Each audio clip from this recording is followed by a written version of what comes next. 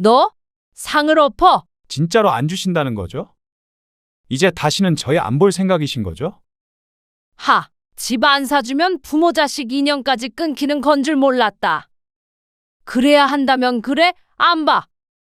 그동안 혼자 계시는 어머님 걱정해서 주말에 애 데리고 찾아오고 전화드리고 며느리로서 제가 얼마나 노력했는지 어머님은 모르시죠? 그냥 며느리라 미우시죠? 그래서 안 도와주신다고 하시는 건가요? 강우 엄마, 너 지금 이 상황에서. 엄마, 아이고. 네가 어떻게 지금 날 밀었니? 강우 엄마 서운하게 하지 말라고 말씀드렸죠. 저도 자식 생각 안 하는 부모는 더 이상 부모라고 생각 안 해요. 오늘 이야기 속 주인공은 67세 정순영 씨입니다. 그리고 그녀의 아들과 며느리에 관한 이야기이죠. 정 씨는 인생에서 하면 안 되는 경험을 하게 되었습니다. 살면서 누군가에게 밀쳐지는 경험을 하는 사람은 생각보다 많지 않을 것입니다. 아주 어릴 때가 아니라면 말이죠. 그런데 그 가해자가 내 배 아파 낳은 자식이라면 정말 특별하다고 할 수 있겠죠. 어디 가서 말도 못할 일이었습니다. 며느리와 갈등이 있을 때면 아들은 그 사이에서 서로 서운하지 않도록 중재를 하곤 했습니다. 그리고 며느리가 억지를 부릴 때면 정 씨의 편을 들어줄 때도 많았죠. 그런데 그런 아들이 밥상을 엎어버릴 줄은 몰랐습니다. 그러고는 정 씨를 밀쳐버렸죠. 세상에 이런 일이 있을 수 있나 싶었습니다. 다른 사람도 아니고 내 자식이었습니다. 내 아들이었습니다. 사람인 이상 자식이 부모에게 폭력을 행사할 수는 없었습니다. 정 씨는 이런 이야기는 전부 뉴스에만 나오는 아니면 막장 드라마에만 나오는 다소 허황된 이야기라고 생각했습니다. 나와는 먼 일이라고 여기고 살아왔죠. 정 씨가 순진했습니다. 아니, 멍청했습니다. 이런 자식을 위해서 많은 걸 줄 생각을 하고 있었던 자신이 바보였죠. 아들이 정 씨를 밀쳐서 바닥에 나동그라지는 그 순간 정 씨는 가슴속에서 아들을 지워버렸습니다. 이제 내 자식은 어디에도 없었습니다. 정 씨는 아들이 하나 있었습니다. 아들이 어렸을 때 정 씨는 남편과 이혼을 했습니다. 하나 있었던 자식은 정 씨가 혼자서 키우게 되었습니다. 다행히 직업이 초등학교 교사라 안정적이었던 탓에 아들을 아주 풍족하게는 아니어도 평범하게 잘 키울 수 있었습니다. 아들은 참 효자였습니다. 아니, 그렇다고 생각했습니다. 한 번도 어긋난 적 없었고 다른 집 아들들보다 정 씨에게 다정했습니다. 결혼하면 전화 한 통 하기도 힘들다는 지인들의 자식들과는 사뭇 달랐습니다. 주말이면 가끔씩 며느리와 손주를 데리고 와서 밥을 먹고 가기도 했고 어디가 아프면 병원에 데려다 주기도 했습니다. 그러니 주변에서 효자라고 부러워했죠. 하지만 그래서 그런가 며느리는 그게 늘 불만인 것 같았습니다. 아들이 정 씨를 챙기는 만큼 처가도 잘 챙기는 것으로 알고 있는데도 시집과 가까이 지내는 것이 불편한 것 같았습니다. 엄마, 저희 왔어요. 아들의 목소리와 함께 며느리와 5살 손주까지 함께 정 씨의 집으로 들어왔습니다. 주말이었습니다. 3주 전에 보았고 그동안은 바빠서 못 샀기에 꽤나 오랜만이었습니다. 세 식구가 함께 오는 모습을 보면 정 씨는 그동안의 피로가 단숨에 날아가는 듯 했습니다. 할머니, 손주가 달려와 무릎에 앉기는 순간 마음이 녹아내렸죠. 아들은 늘 그랬듯 젓가락을 들며 정 씨가 해준 음식을 맛있게 먹었습니다. 집밥이 최고네. 너희 집이 여기니? 집밥은 너희 집에서 먹는 게 집밥이지. 저도 어머님이 해주신 게 더 맛있는데요? 며느리도 옆에서 웃으며 거들었습니다. 정 씨는 뿌듯했습니다. 오랫동안 홀로 아들을 키워온 보람이 이런 순간에 느껴졌습니다. 집주인이 전세금을 또 올린대요. 며느리가 식사 도중에 한숨을 쉬면서 말했습니다. 또? 지난번에도 올렸잖아. 모르겠어요. 아직 올린 건 아닌데 만기 돼봐야 알 것 같아요. 이럴 거면 그냥 집을 사는 게 나을 것 같기도 하고. 어쩌니? 며느리의 말에 정 씨도 걱정스러운 듯 대꾸했습니다. 아, 하늘에서 한 2억만 뚝 떨어졌으면 좋겠네. 그러게. 누가 주면 큰절을 하지. 며느리가 마지막 말을 하며 정 씨를 힐끗 바라보았습니다. 그 시선에서 무언의 압박을 느꼈죠. 정 씨는 당황했지만 자연스럽게 눈을 피했습니다. 정 씨 옆에 바짝 붙어 앉은 손자가 생선을 달라고 하기에 생선 살을 바르는데 집중했습니다. 그러자 며느리의 한숨 소리가 작게 들렸습니다. 아들이 살고 있는 전셋집의 보증금은 일부 정 씨가 보탠 것이었습니다. 양가에서 똑같이 지원하고 아들 며느리가 모은 돈까지 합쳐서 구한 집이었습니다. 그런데 요즘 들어서 전세금 이야기를 종종 꺼내는 아들 며느리를 보고 정 씨도 내심 생각이 있었습니다. 정 씨는 그 순간 시골에 있는 땅과 집을 떠올렸습니다. 몇 해 전 친정 어머니가 돌아가시며 받은 것이었는데 워낙 관리가 안 되어 있어서 방치해둔 채였습니다. 그걸 정리하면 얼마나 나올지는 모르겠지만 시간 날 때 한번 내려가 볼 생각이었습니다. 파는 것도 금방 팔지는 못할 듯해서 아들에게 말하지 않았는데 얼마가 나오든 아들 집 사는데 보태줄까 생각해왔습니다. 정 씨는 그게 없어도 충분히 노후 준비는 돼 있다고 생각했습니다. 지금 살고 있는 집과 연금만으로도 소소하게는 살아갈 수 있었습니다. 너희가 고생이 많네. 정 씨는 두루뭉술하게 대꾸하고 말았습니다. 아직 어떻게 될지 모르는 상황에서 함부로 말을 해두기가 마음에 걸렸습니다. 혹시나 팔아서 얼마 안 된다면 실망할까봐 속으로만 생각했죠. 그런데 그 순간 며느리의 표정이 굳어졌습니다. 젓가락을 탁 소리가 나도록 내려놓고 잠시 멈춰 있는 모습이 정 씨의 눈에 들어왔습니다. 분명 기분이 상한 것 같았습니다. 할머니, 나 여기 앉아서 먹을래? 그 순간 손자가 꾸물꾸물 정 씨의 무릎 위로 올라왔습니다. 이제는 커서 무릎 위에 두고 밥을 먹기엔 역부족이었는데 정 씨는 손자의 애교로 받아들이고 마주 앉았습니다. 그런데 전세금 이야기로 빈정이 상했던 며느리에겐 거슬려 보였던 모양이었습니다. 강우야, 이리 와. 할머니 괴롭히지 말고.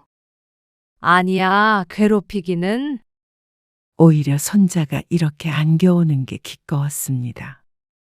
하지만 며느리가 단호한 목소리로 말했습니다. 아니요. 애벌은 나빠져요. 안 그래도 여기 왔다 가면 어리광만 늘어서 교육하기 힘들어요. 그러면서 기어이 손자를 자신의 옆에 앉혔습니다. 그 순간 불편한 기류가 흘렀습니다. 엄마가 애 예뻐서 그러는데 뭘 그렇게까지 해.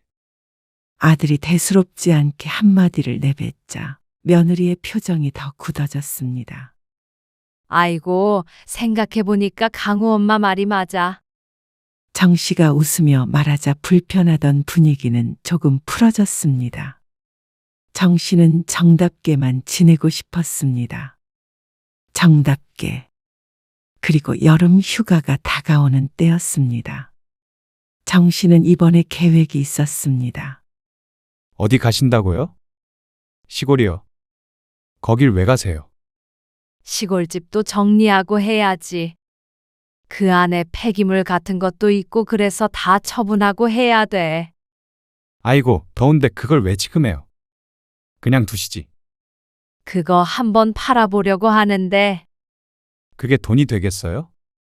괜한 고생하지 마시고 저희랑 휴가 가요. 아니야. 한번 가야 해. 지금 정리 안 하면 또 몇 년간 방치되지. 그러면 휴가를 그쪽으로 갈까요? 근처에 바다도 있잖아요. 꼭 정리를 해야 하는 거면 엄마 혼자 하시긴 힘들지 않아요? 어머, 정말? 그렇긴 했습니다. 혼자 내려가서 이것저것 할 생각에 막막했습니다. 그러니 여태까지 그냥 뒀던 것이었습니다. 너희도 같이 갈래? 그 옆에 바다도 좋긴 좋아. 아들네가 도와주면 하루면 끝날 일이었습니다. 그런데 그 말에 놀란 사람이 있었습니다. 휴가를 같이 가자고. 작년에는 장인어른이랑 장모님 모시고 놀러 갔다 왔으니까. 아, 그건 그렇지만. 며느리의 눈치가 빤했습니다. 그렇게는 휴가를 보내고 싶지 않은 듯 했습니다. 괜히 아들네 휴가 망치고 자신도 눈칫밥 먹기가 싫어서 정 씨가 얼른 대꾸했습니다. 아니야. 나는 내려가는 김에 고향 사람들도 보고 하면 돼. 너희끼리 좋은 시간 보내. 사실 아는 고향 사람이 지금도 있을까는 의문이었지만 아들 며느리 마음 불편할까봐 둘러댔습니다. 가서 하루만 같이 정리하고 이틀 동안 바다에서 놀다 오면 좋지 않아? 강희도 좋아할 것 같은데. 아니, 휴가 가서 일까지 해? 그럴 거면 나는 차라리 강희 데리고 친정 갈게. 뭐? 그게 무슨 휴가야? 가족끼리 보내야지. 그렇잖아. 휴가에 시집 일하자는 사람이 어디 있어. 일만 하자는 게 아니잖아. 당신은 왜 항상 어머님 일에만. 아니다. 아이고, 됐어. 어차피 같이 갈 생각도 없었어. 그러자 아들도 며느리와 다툴 생각까지는 없었는지 고개만 끄덕이고 말았습니다.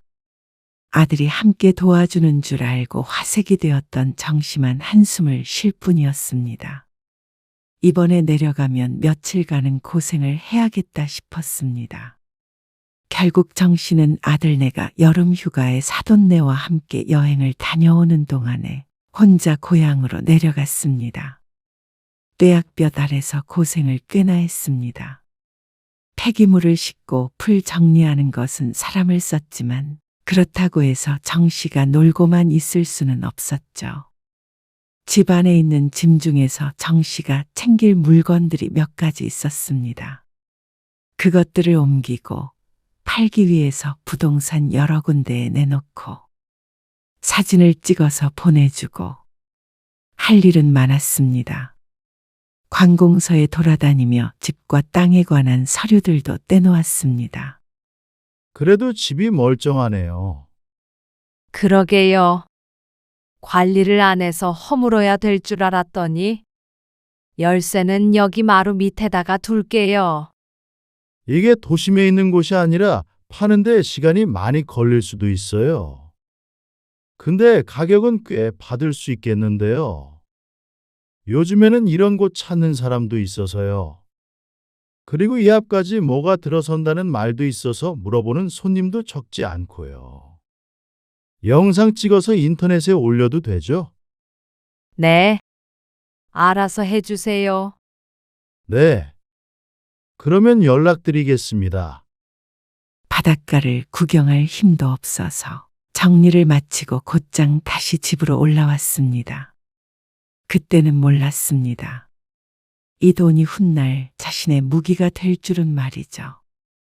그리고 가을이 되어서 정 씨는 허리 수술을 받게 되었습니다. 오래된 디스크가 악화되어서 더 이상 미룰 수 없는 상황이었습니다. 며칠 옆에서 부축해줄 사람이 필요한데 그거 좀 알아봐 줄래? 강우 엄마한테 부탁해 보려고 해요. 뭐? 아니야. 뭐 하러 그래? 힘들게. 한동안은 거동이 불편해서 부축을 받아야 하는데 아들은 그걸 며느리에게 부탁하겠다고 했습니다. 정 씨는 한사코 말렸습니다. 그런데 웬일인지 며느리가 흔쾌히 그러겠다고 한 모양이었습니다. 안 그래도 되는데. 사람 쓰면 되지 왜 강우 엄마가 고생을 해? 괜히 며느리 부려먹는 시어머니가 된 것 같은 기분에 민망해서 말했더니 며느리가 웃으면서 대꾸했습니다. 그래도 어머님 아프신데 제가 해야죠. 그리고 이번 기간도 며칠 안 되잖아요. 강우 어린이집 가서 낮에는 시간 많이 있어요. 웃으면서 말하는 며느리의 모습에 정씨는 마음이 뭉클했습니다. 이만 들어가 봐. 할 일도 별로 없는데. 어머님 씻으셔야 하잖아요. 저도 할만해서 하는 거니까 부담 갖지 마세요. 아이고, 고마워. 그런데 이틀 뒤 며느리가 집으로 돌아가기 전에 정씨에게 넌지시 말했습니다. 정말 남의 집에서 못 살겠어요. 그런다고 무리해서 대출받아서 집을 사기에도 요즘 이자가 좀 비싸요? 그렇지.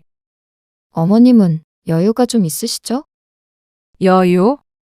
아니, 연금도 나오고 하잖아요. 어머님 댁도 있고. 뭐 여유랄 것까지는 없고. 혼자 살아갈 정도지. 그러시구나. 그래서 저는 어머님이 도와주셨으면 하는 마음이 있어요. 솔직히. 정말로 솔직하고 직접적으로 말을 꺼내는 며느리 때문에 정씨는 잠시 말을 잃었습니다. 그게 글쎄. 집 사는데 한두 푼 드는 게 아니니까. 정씨도 아들네가 결혼할 때 해줄 만큼 해줬다고 생각했습니다. 그리고 정씨도 곧 70대였습니다. 이제는 자식이 아닌 노후를 생각할 때였죠. 시골집은 생각을 안 했던 부분이기에 그게 처분되면 아들에게 줄 생각이었지. 지금 살고 있는 집을 줄인다거나 대출을 받는다거나 하는 방식으로 도와줄 수는 없었습니다. 자식을 위하는 마음은 무척 컸지만 그렇기 때문에 내 앞가림을 스스로 해야 한다고 생각했으니 말이죠. 젊은 아들 내외는 앞으로 재산을 축적할 일이 많겠지만 정씨는 아니었습니다. 그렇기 때문에 가진 돈 탈탈 털어주고 나중에 아들에게 의지해서 살면 그것만큼 비참한 노후가 없다고 생각했죠. 서운하네요. 자식이 둘셋 있는 것도 아니고. 가진 것 많으신데 그렇게 꼭 쥐고 있으셔야 해요? 며느리가 갑자기 감정이 격해졌는지 따지는 투로 말했습니다. 정씨는 당황했습니다. 막말로 정씨가 큰 재산을 꼭 쥐고 아들에게 한 푼도 주지 않겠다고 하는 상황도 아니었습니다. 그저 아들이 전세에서 자가로 가는 일보다 정씨의 남은 이 30년 노후가 더 중요하다고 생각했을 뿐이었습니다. 저도 어머님한테 나름 며느리 노릇한다고 그동안 힘들었어요. 그러면 그 정도는 해주셔도 되는 거 아닌가요? 며느리의 말에 정씨도 심정이 복잡했습니다. 그리고 화도 났습니다. 며느리 노릇. 정씨가 집을 해줘야 할 만큼 며느리에게 대단한 대접을 받았다고 생각하지 않았습니다. 물론 며느리 입장에서는 다르게 생각할 수도 있겠지만 말이죠. 그런데 아무리 그렇다고 한들 시어머니에게 이런 식으로 말하는 며느리가 있나 싶었습니다.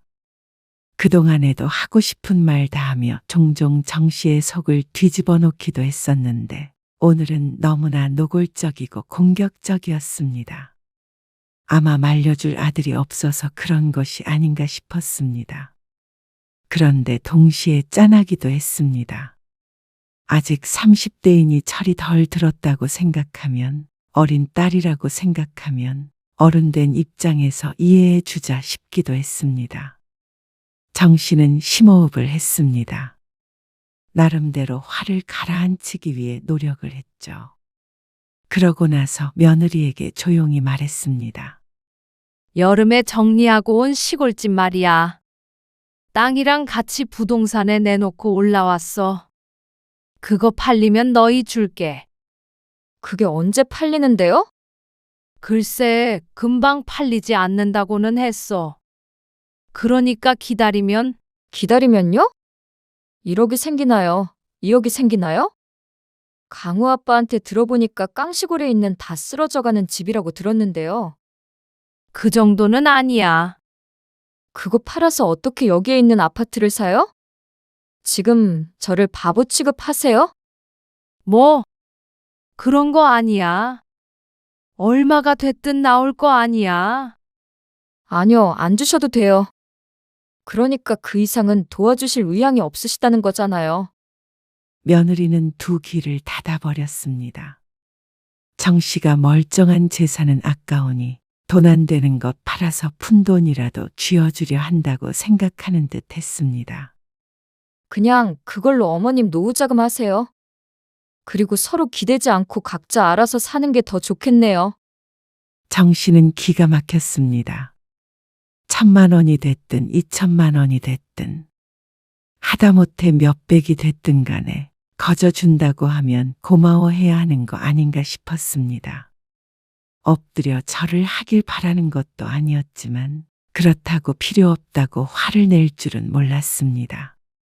이렇게 돈을 우습게 알아서 어떻게 돈을 모아 내 집 마련을 하려는 것인지 몰랐습니다. 아이가 벌써 5살인데 아직까지 부모에게 손을 벌릴 생각만 하는 것에 실망감도 들었습니다. 더 이상 며느리와는 이런 대화를 나누면 안 되겠다고 다짐하게 되기도 했죠. 그래, 그게 싫다면? 알았다. 마음 같아서는 내가 집을 사줘야 하는 의무라도 있느냐고 소리치고 싶었습니다. 하지만 여기까지 와서 병수발 들어주었던 며느리이기에 서운한 마음이 들어도 한 번 더 참자 싶었습니다. 그래서 여느 때와 같이 꾹 눌러 참고 말 뿐이었습니다. 입이 대빨 나와 있는 며느리를 정 씨가 이해해야 했습니다.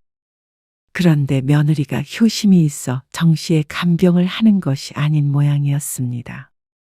집 얘기가 나온 이후로 며느리의 행동이 180도 변했습니다. 이렇게 투명하게 속이 들여다 보이는 사람이 있나 싶을 정도였습니다. 그러니까 평소에 건강관리를 하셨어야죠. 애 돌보기도 벅찬데 여기까지 오는 거 힘들어요. 다음 날 며느리가 정 씨를 부축하더니 뜬금없이 꺼낸 말이었습니다. 세수를 하고 와서 자리에 다시 누우려던 정 씨가 멈칫했습니다. 팔 아파요. 어서 누우세요. 며느리의 짜증스러운 재촉에 정 씨가 쓰린 속을 달래며 침대 위로 몸을 뉘었습니다. 고맙다. 미안하고. 정 씨는 아픈 몸에도 억지로 미소를 지으며 말했습니다.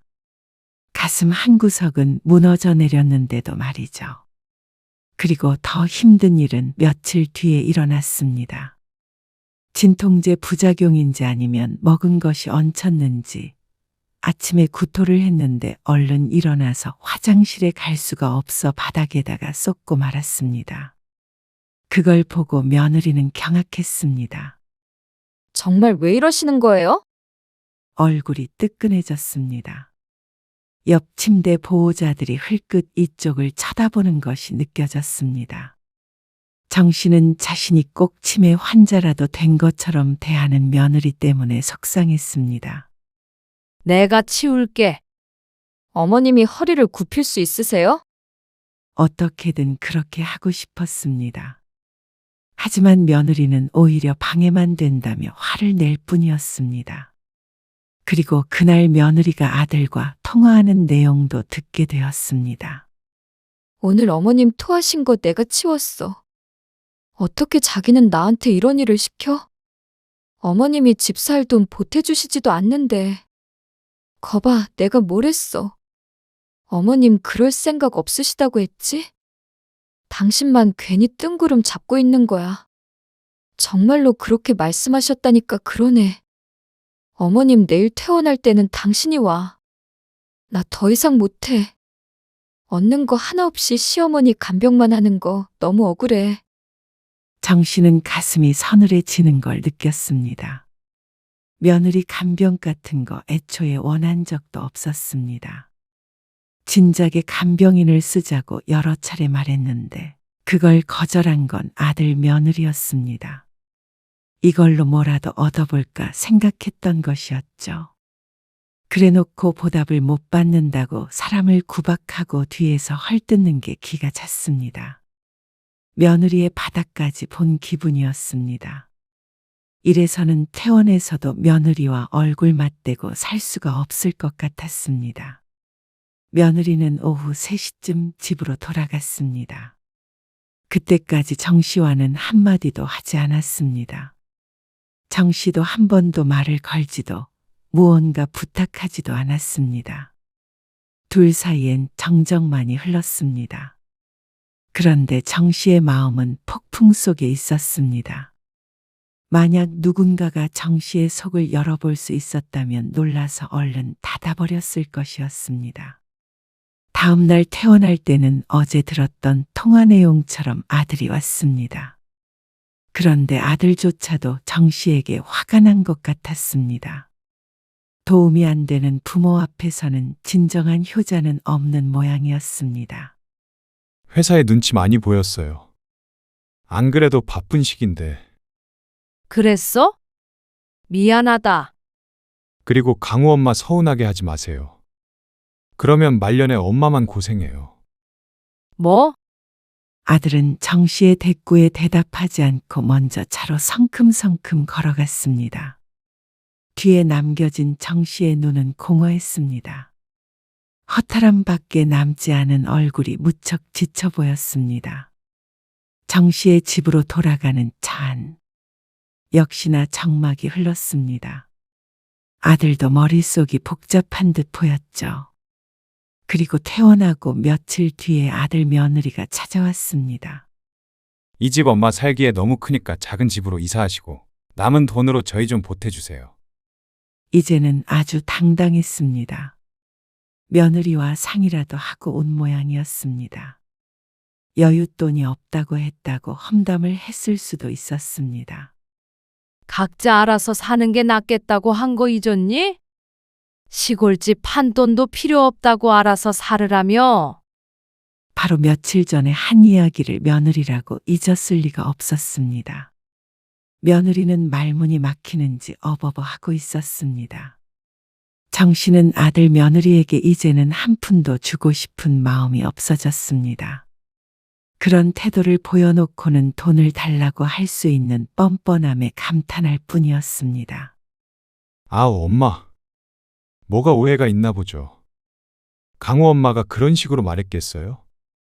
그리고 시골집은 돈도 안 되는 거, 그리고 팔리지도 않는 거 가지고 준다고 하시니까. 그러면 기분이 좋지는 않죠. 정말 가증스럽다. 네가 병원에서 날 어떻게 대했는지 강우 아빠는 아니? 어떻게 대하다니요. 한번 물어봐라. 옆에 환자가 위로해 주더라. 며느리 때문에 맘 상하지 말라고. 뭐? 당신 그랬어? 아니, 난 그런 게 아니고. 어머님, 왜 그런 식으로 말씀하세요? 왜 저랑 강우 아빠 사이를 갈라놓으려고 하세요? 그렇게 대해놓고는 이렇게 찾아와서 돈을 내놓으라니. 그러면 내가 내놔야 해? 내가 바보로 보이니? 그러자 아들이 혼란스러운 표정을 지었습니다. 정 씨는 이 난장판에 뛰어들고 싶은 생각이 없었습니다. 아침 드라마 속 주인공이 된 것처럼 며느리는 흐느꼈습니다. 너는 주부가 아니라 연기자를 해야겠다. 어머님, 너무하세요. 제가 그렇게 미우세요? 정 씨는 박수라도 치고 싶은 심정이었습니다. 며느리의 숨겨진 재능을 지켜보고 있는 것 같은 기분이었습니다. 울던지 웃던지 어쨌거나 너희 보태줄 돈은 없다. 그리고 만약 시골집이 팔리더라도 한 푼도 안 줄 거야. 그게 1,000만 원이 됐든 2,000이 됐든. 그 돈도 아까워. 고마운 줄도 모르는 너희들에게 10원 한 장도 줄 생각 없어졌어.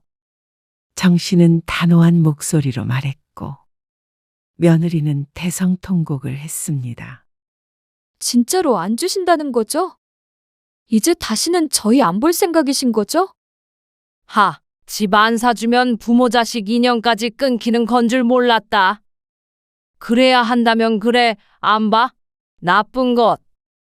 정 씨의 말에 아들은 아이씨하는 소리와 함께 식탁 위에 차려진 음식들을 엎어버렸습니다. 팔에 쓸린 밥그릇과 반찬 그릇들이 몇몇 바닥으로 떨어졌고 쨍그랑 소리가 뒤를 이었습니다. 정 씨는 그 순간 굳어서 아무 말도 나오지 않았습니다. 이게 도대체 무슨 상황인지 인지가 안 됐습니다. 너 상을 엎어. 그동안 혼자 계시는 어머님 걱정해서 주말에 애 데리고 찾아오고 전화드리고 며느리로서 제가 얼마나 노력했는지 어머님은 모르시죠? 그냥 며느리라 미우시죠? 그래서 안 도와주신다고 하시는 건가요? 그 와중에 며느리는 아들이 확실한 제 편이라고 생각했는지 한술 더 떴습니다. 어이가 없어진 정 씨가 며느리를 향해 손가락질을 하며 한 발짝 다가갔습니다. 너 지금 이 상황에서 그런데 몇 마디 하기도 전에 거친 손길에 의해 밀쳐졌고 정신을 차려보니 정 씨는 바닥에 쓰러져 있었습니다. 네가 어떻게 지금 날 밀었니?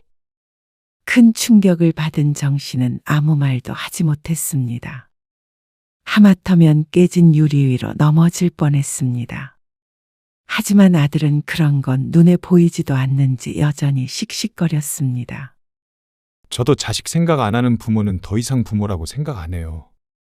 그때 정 씨의 휴대폰이 요란스럽게 울렸습니다. 정 씨는 전화를 받을 정신이 없었습니다. 휴대폰 화면을 보니 부동산이라고 되어 있었습니다. 2번 전화가 울리더니 끊겼습니다. 그런데 이번에는 아들의 전화가 울렸습니다. 혹시나 연락이 안 되면 전화하라고 아들의 번호도 남겼던 것이 기억났습니다. 여보세요. 아들은 화를 가라앉히며 전화를 받았습니다. 그리고 갑자기 눈이 커졌습니다. 2억이요? 2억에 사고 싶어 하는 사람이 여러 명 있다고요? 정 씨도 정신없는 와중에 놀라기는 마찬가지였습니다. 가치가 없는 땅이라고 생각했었는데 오래 묵혀두니 이런 일도 있나 싶었습니다. 그리고 정 씨보다도 놀란 것이 아들이었습니다. 네. 당연히 팔 거예요. 어머니 계좌번호요? 아, 예. 가계약금이요. 네. 보내드릴게요. 예. 아들은 얼떨떨하게 전화를 끊었습니다. 예상보다 큰 목돈이 생긴 것에 아직도 놀란 상태였습니다. 2억이라고? 2억?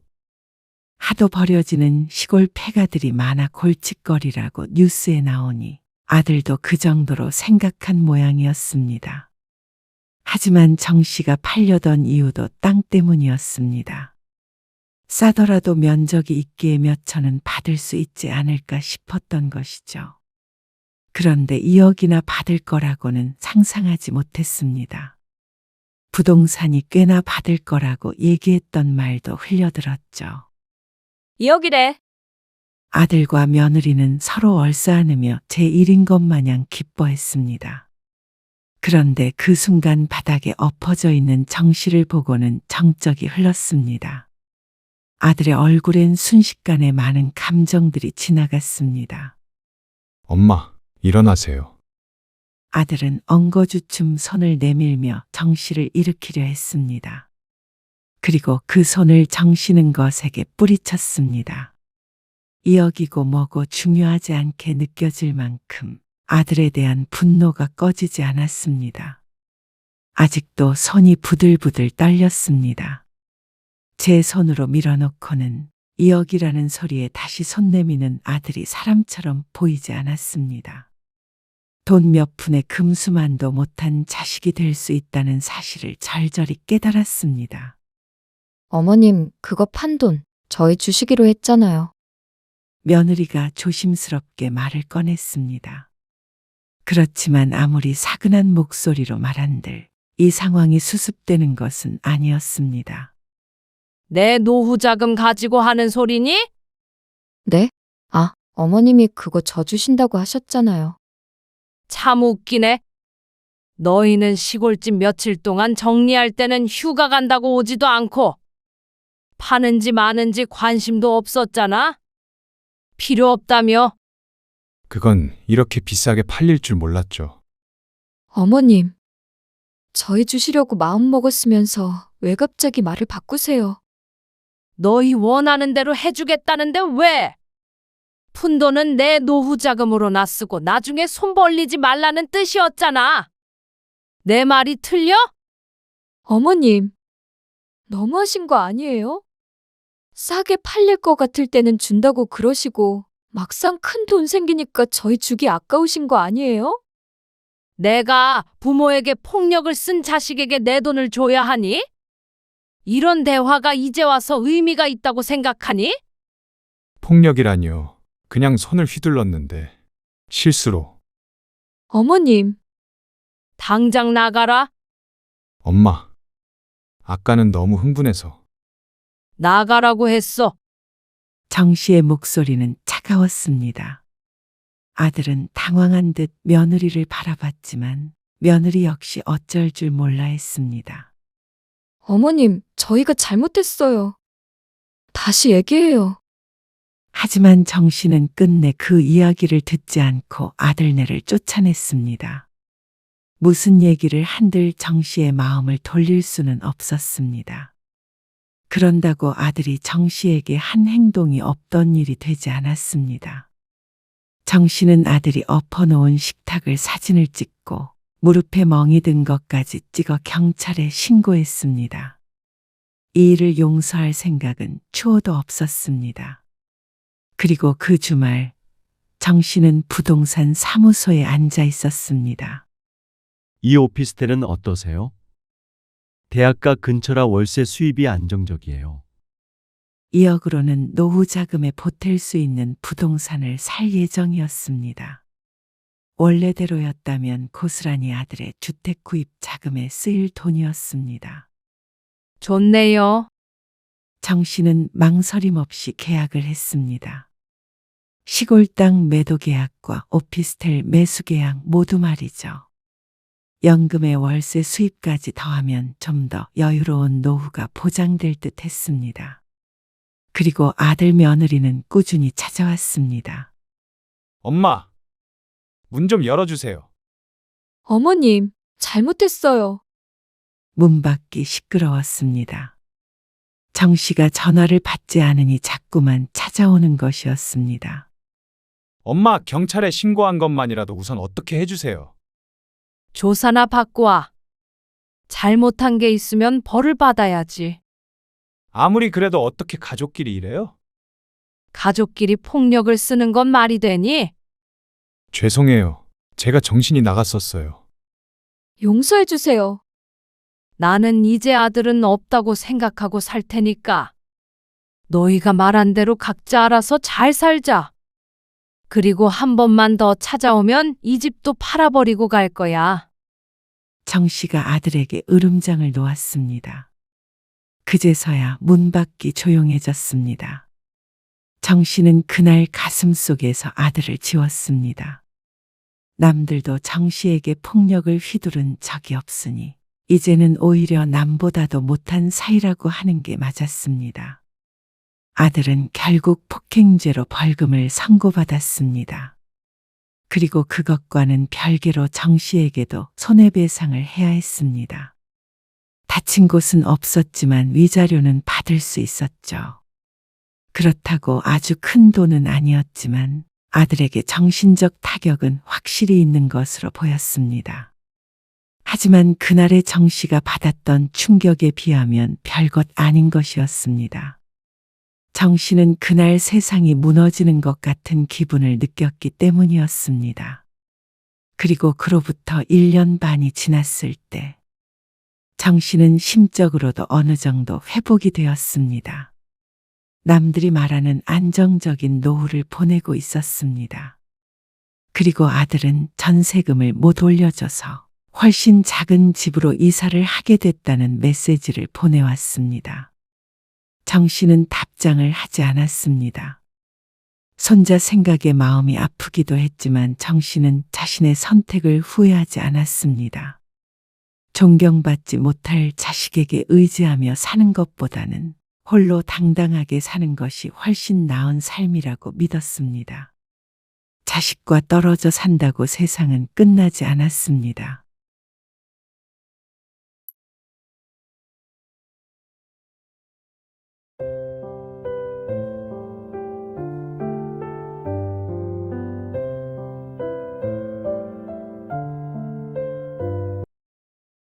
시어머니 때문에 미칠 것 같아. 또 뭔 일 있어? 막 간섭하나? 간섭 정도가 아니라 답답해 죽겠어. 솔직히 시어머니만 없으면 숨통 트일 것 같아.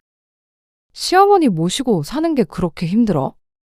나는 따로 사니까 잘 모르지. 근데 애도 다 봐주신다고 하지 않았어? 그렇긴 하지. 근데 애도 이제 다 컸는데 굳이 시어머니가 필요한가 싶어. 엄청 고맙긴 했는데 이제는 고마움보다는 불편하고 싫은 게 더 커. 남편한테 한번 말해보지 그래? 분가하자고. 남편은 입만 산 효자라서 말도 못 꺼내. 그냥 알아서 나가주면 제일 좋겠어. 같은 공간에 있는 것도 싫어. 오늘 이야기 속 주인공은 69세 박예선 씨입니다.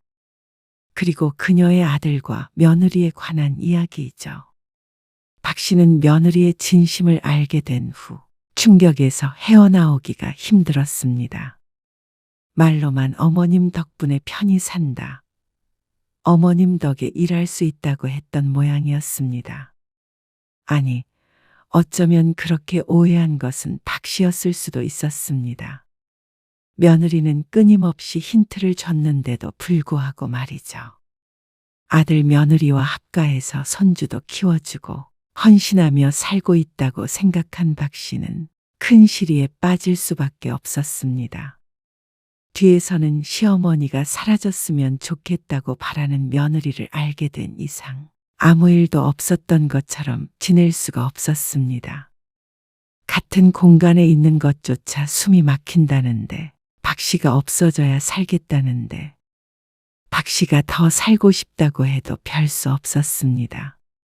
그래서 박 씨는 며느리의 소원을 들어주기로 했습니다.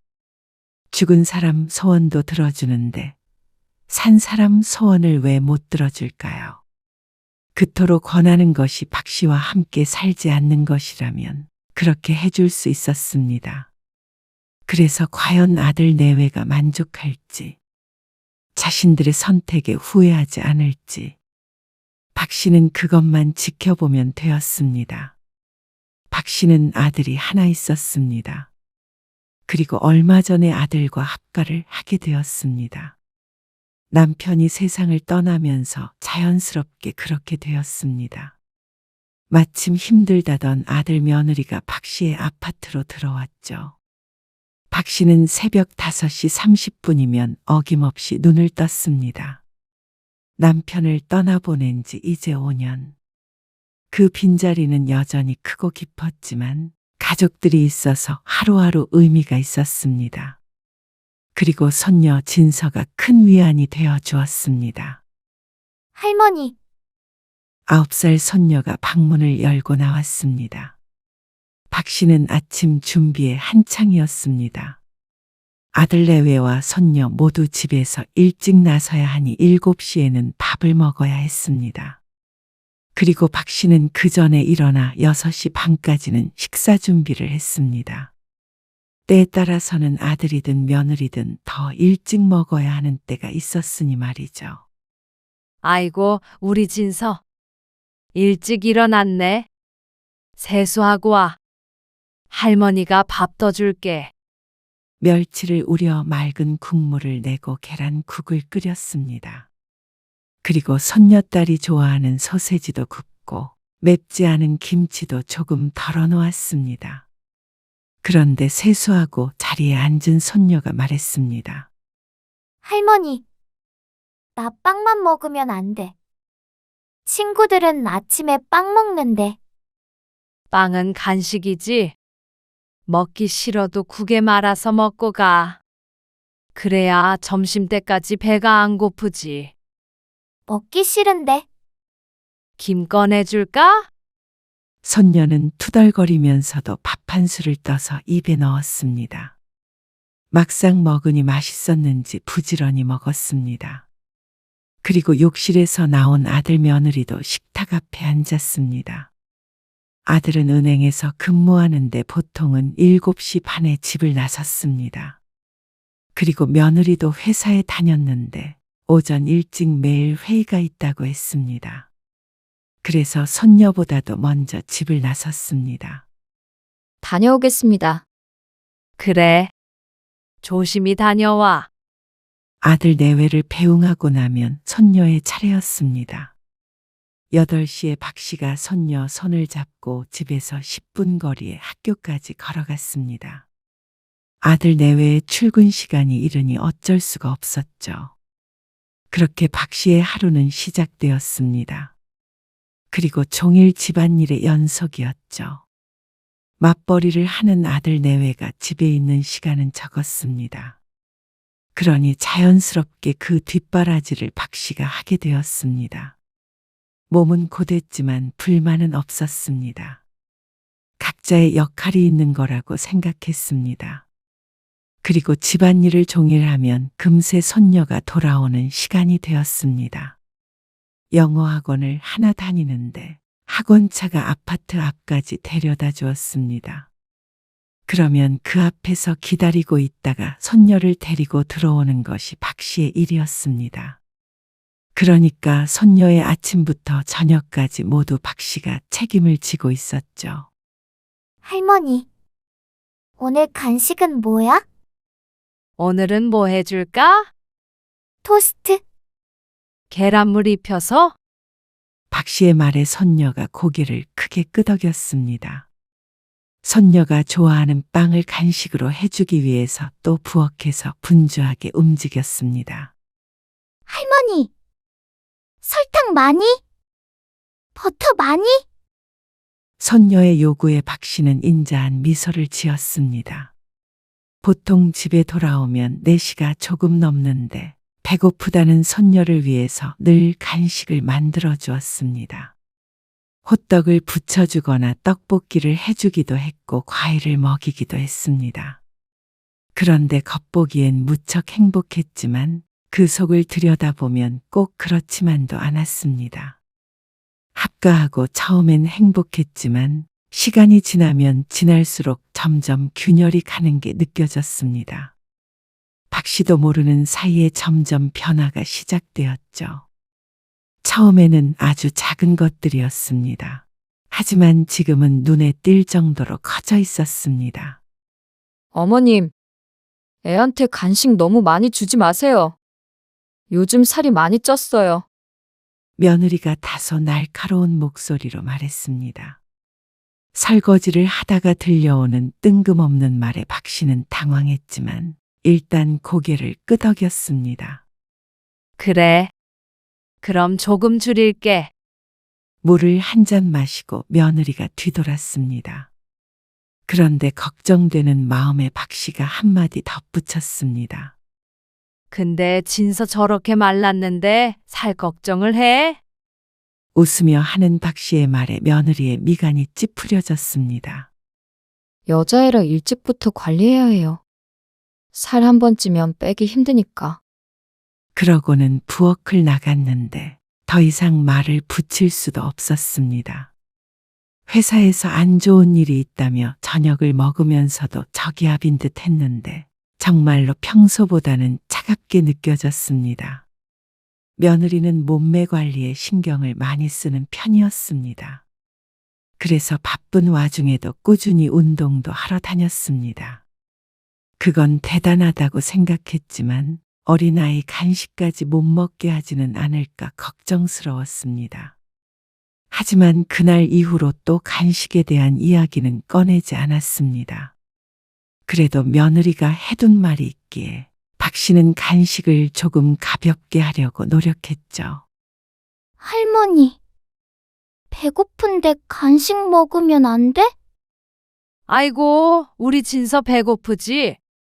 점심을 11시 반에 먹는다는데 배고플 만도 1시간이었습니다. 그런데 며느리가 했던 얘기가 있으니 전처럼 이것저것 푸짐하게 줄 수가 없었습니다. 왜 이것밖에 못 먹어? 차마 손녀에게 살찐다는 말을 할 수가 없었습니다. 그래서 박 씨는 떡을 하나 더 주며 말했습니다. 대신 엄마한테는 비밀이야. 박 씨가 검지를 입가에 대고 비밀스럽게 이야기하자 손녀가 키득거리며 알겠다고 대답했습니다. 3일 동안 간식을 안 먹었으니 이 정도는 괜찮겠지 생각했습니다. 그런데 어떻게 알았는지 며느리가 박 씨에게 따졌습니다. 어머님, 말씀드렸잖아요. 살찐다고. 예전에 공소남은 온데간데 없었습니다. 1년 혹은 2년, 어쨌거나 그 전까지만 해도 며느리는 늘 박 씨에게 감사하다고 했습니다. 애를 봐줘서 감사합니다. 집안일을 해줘서 감사합니다. 밥 차려주셔서 감사합니다. 같이 살아서 너무 좋다며 늘 하는 말이었습니다. 그리고 그 말은 지금도 종종 했습니다. 말과 행동이 달라서 문제였죠. 조금만 먹였어. 며칠 동안은 먹지도 않았고. 살찌면 어머님이 책임지실 거예요? 그리고 아침에도 그렇게 무겁게 먹이지 마세요. 진서 오늘 수업 시간에 졸았대요. 아침을 너무 배부르게 먹어서 그런 것 같아요. 그래서 이렇게 뿔이 났나 싶었습니다. 하지만 아직 초등학생이었습니다. 아침밥 많이 먹고 좀 졸면 무슨 큰일이라도 나나 묻고 싶었습니다. 하지만 박 씨는 입을 다무는 쪽을 택했습니다. 엄마의 교육 방침에 할머니가 반대할 수는 없는 일이었습니다. 알았어. 그러면 아침은 좀 가볍게 해줄게. 네. 그게 좋겠어요. 요즘 애들은 다 그렇게 먹어요. 일이 많이 피곤한가 보다. 퀭해 보이는 며느리 얼굴에 박 씨가 안쓰럽게 물었습니다. 그러자 며느리의 표정이 조금 누그러졌습니다. 요즘 일이 잘 안 풀린다며 아들에게 하소연하는 걸 들은 적이 있는데 그래서 날카워졌나 보다 싶었습니다. 괜찮아요. 어쨌거나 부탁드려요, 어머님. 그래. 걱정 말고 회사에만 신경 써. 쉬엄쉬엄 하고. 네, 어머님 덕에 이래요. 감사해요. 며느리가 한숨을 쉬며 중얼거렸습니다. 그래도 그 한마디가 위안이 되었습니다. 며느리가 잔소리하면 사실 박 씨도 기분이 마냥 좋을 수가 없었습니다. 어쩔 땐 같이 화를 내고 싶을 때도 있었죠. 하지만 일하면서 애도 키우는 게 얼마나 힘이 든 일인지 박 씨도 알고 있었습니다. 며느리가 안쓰러웠습니다. 만약에 박 씨가 없었다면 박 씨가 하는 대부분의 일을 며느리가 감당했을 텐데 결코 쉬운 일이 아니었습니다. 그래서 이렇게 자신이 도움이 될 수 있어서 다행이라고 생각했습니다. 어머니, 아까 진서 엄마가 한 말 너무 서운하게 듣지 마세요. 요즘 회사 일 때문에 힘들대요. 며느리와의 대화를 들었는지 아들이 자기 전에 박 씨를 살짝 불러 이야기했습니다. 아무래도 며느리의 말투는 아들이 듣기에도 조금 짜증스러웠던 모양이었습니다. 괜찮아. 신경 안 써. 일하다 보면 그럴 수도 있지. 그렇게 생각해 주신다면 다행이고요. 하지만 박 씨는 어쩐지 며느리와 자꾸 삐걱거리는 듯한 기분이 들었습니다. 할머니, 나 숙제해야 되는데. 어제 할머니가 숙제하고 자라고 했는데 그냥 잤지? 토요일이니까 놀았지. 아이고, 숙제가 뭔데? 수학. 여기 식탁에 앉아서 해. 할머니가 밥 차리면서 봐줄 테니까. 그러자 손녀가 얼른 앉아서 책을 폈습니다. 그 옆에서 박 씨는 요리를 했죠. 할머니, 이거 모르겠어. 잠깐만. 수학 문제를 풀다가 모르는 게 있으면 손녀가 박 씨를 불렀습니다.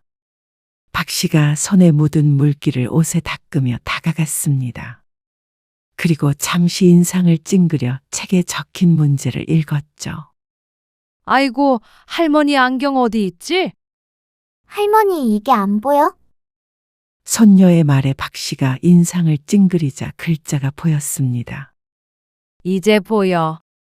잠깐만. 박 씨는 잠시 생각하다가 손녀에게 알려주었습니다. 간단한 산수 문제였습니다. 아직은 어려서 가르쳐 주겠는데 조금만 더 지나면 힘들겠다는 생각이 들었습니다. 여기서 이렇게 하면 되는 거야. 알겠어? 알 것 같아. 할머니와 손녀가 함께 공부하는 모습은 평화로워 보였습니다. 손녀도 바쁜 엄마 아빠 대신 늘 박 씨에게 물어보았죠. 그런데 이것도 며느리의 눈에는 달리 보이는 것 같았습니다. 어머님, 진서 모르는 게 있으면 제가 가르칠게요. 어머님도 바쁘시잖아요. 웃으며 하는 말에 박 씨도 대수롭지 않게 대꾸했습니다. 괜찮아. 잠깐씩 봐주는 건데 뭘. 박 씨는 하던 일을 마저 하기 위해서 냉장고 문을 열었습니다.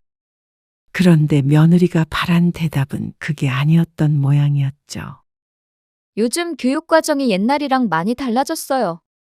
특히 수학은 체계적으로 가르쳐야 해서요. 말은 공손했지만 속뜻은 분명했습니다.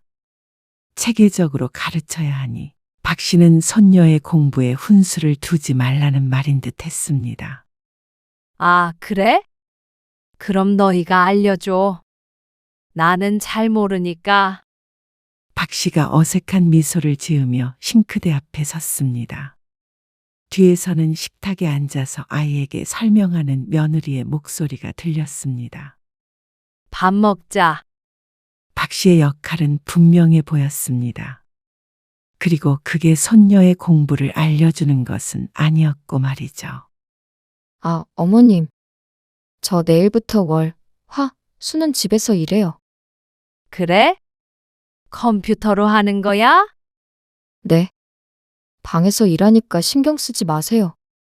그런데 신경을 안 쓸 수가 없었습니다. 집에서 일을 하면 종일 안 나간다는 소린데 그러면 점심도 챙겨야 하나 싶었습니다. 점심은 그냥 간단히 먹으려고요. 샌드위치나 김밥 같은 걸 먹겠다고 했습니다. 그리고 그걸 만들어야 하는 사람은 물론 박 씨였습니다. 그래도 며느리의 말대로 며느리가 방에서 나오는 일은 거의 없었습니다. 어머님, 재택 근무할 때 거실에서 TV는 좀 자제해 주세요.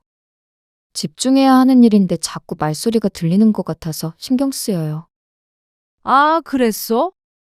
거기까지 들릴 줄은 몰랐네.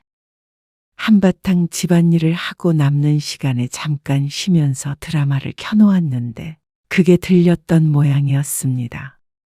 그런데 하루에 한두 시간, 그 시간이 박 씨의 유일한 낙이었습니다. 저녁에 손녀가 오면서부터는 그렇게 한가하게 보낼 시간이 없었기 때문이었습니다. 아니면 이어폰 쓰세요. 요즘에 이어폰도 연결할 수 있던데요. 박 씨의 시무룩한 표정을 보았는지 며느리가 말했습니다. 감사해요, 어머님. 부탁드릴게요. 웃으며 방으로 들어가 버리는 며느리를 박 씨는 어쩐지 쓸쓸한 눈빛으로 바라보았습니다. 이럴 때마다 박 씨는 견디기가 힘들었습니다.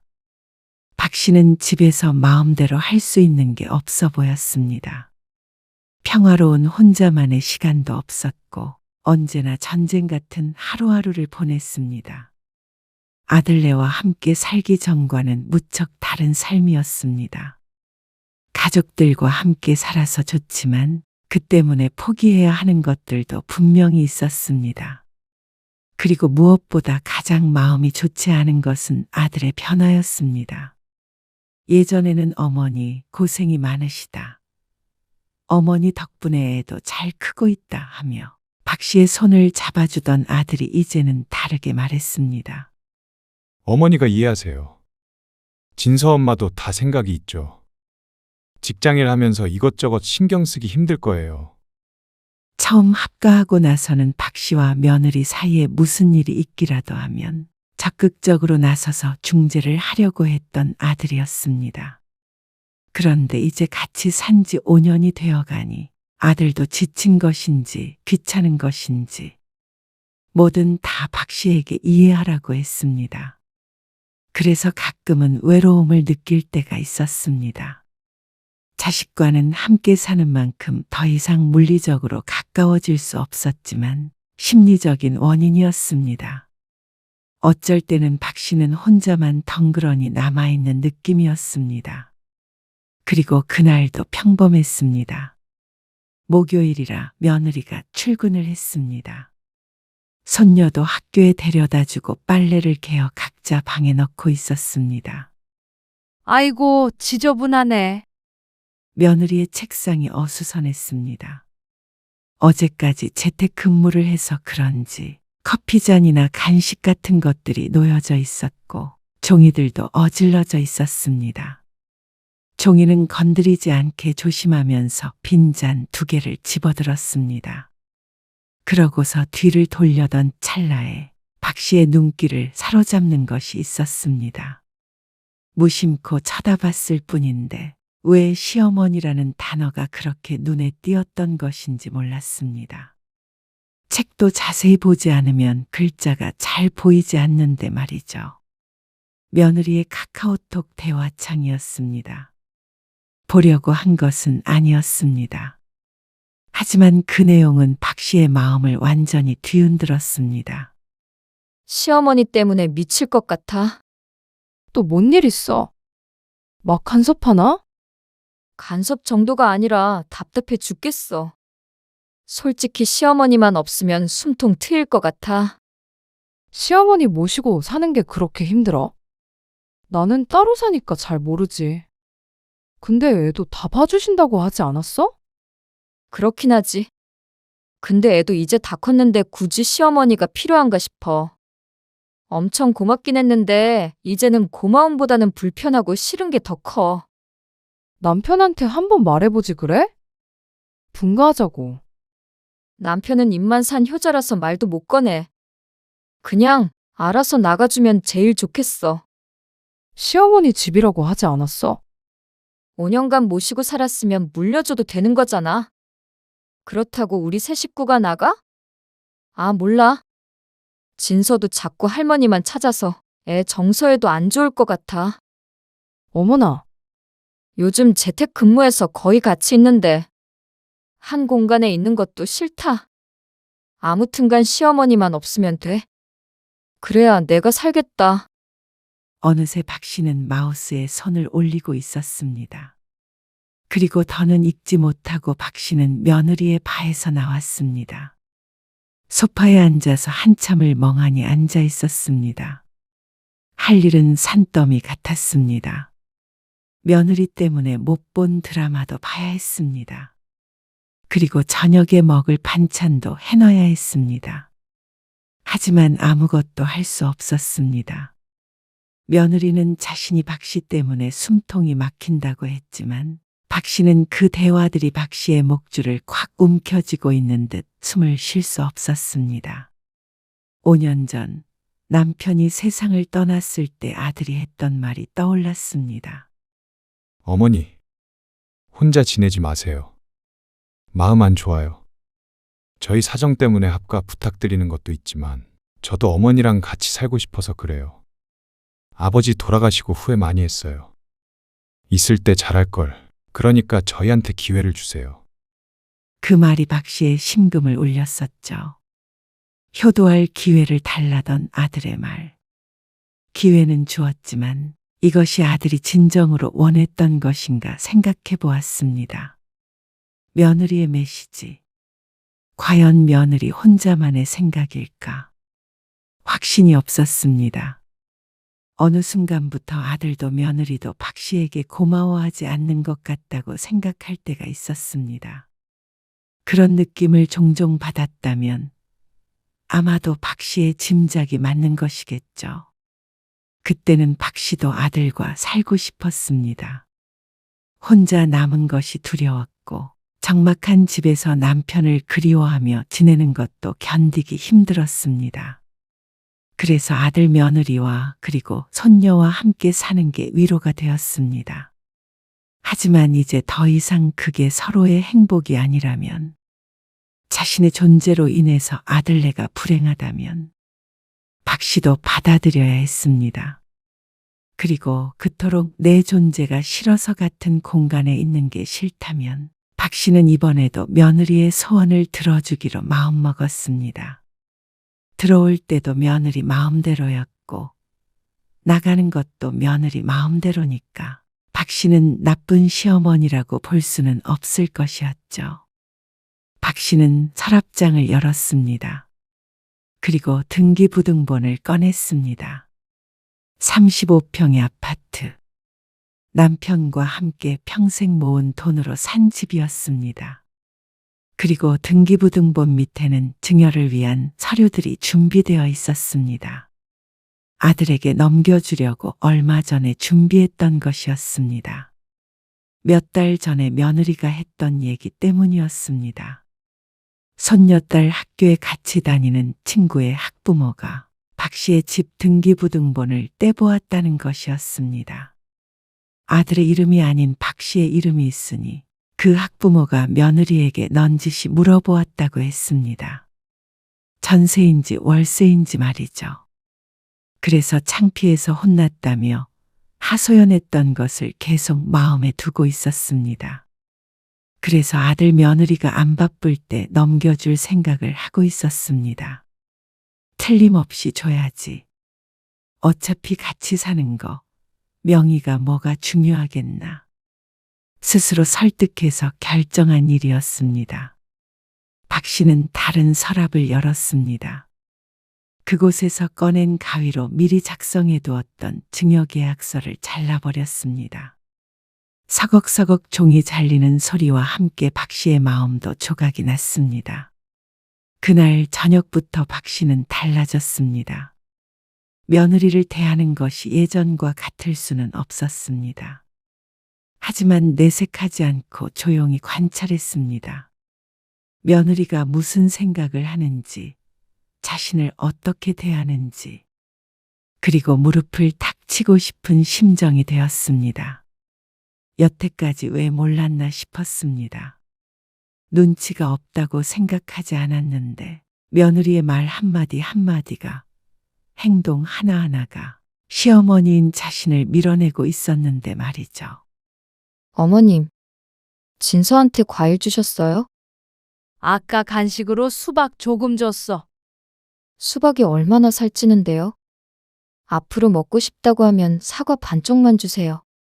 과일도 이것저것 먹어야 좋지. 살만 찐다니까요.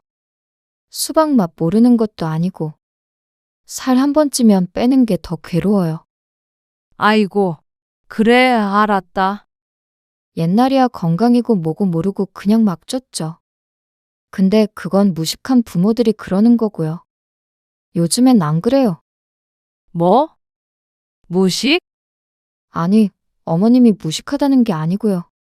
저도 제 딸 안 좋은 거 안 해요. 그러니까 좀 따라주셨으면 좋겠어요.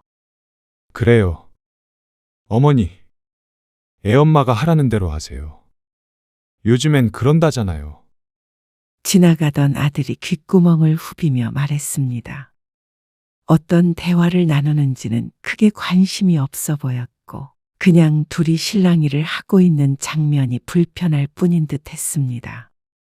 하지만 결국은 며느리 말이 다 맞다는 아들. 박 씨는 그 순간 결심을 굳혔습니다. 아무렴 며느리 말이 다 맞지. 그러니까 며느리 하고 싶은 대로 해주자 하고 말이죠. 집을 내놓으려고 하는데요.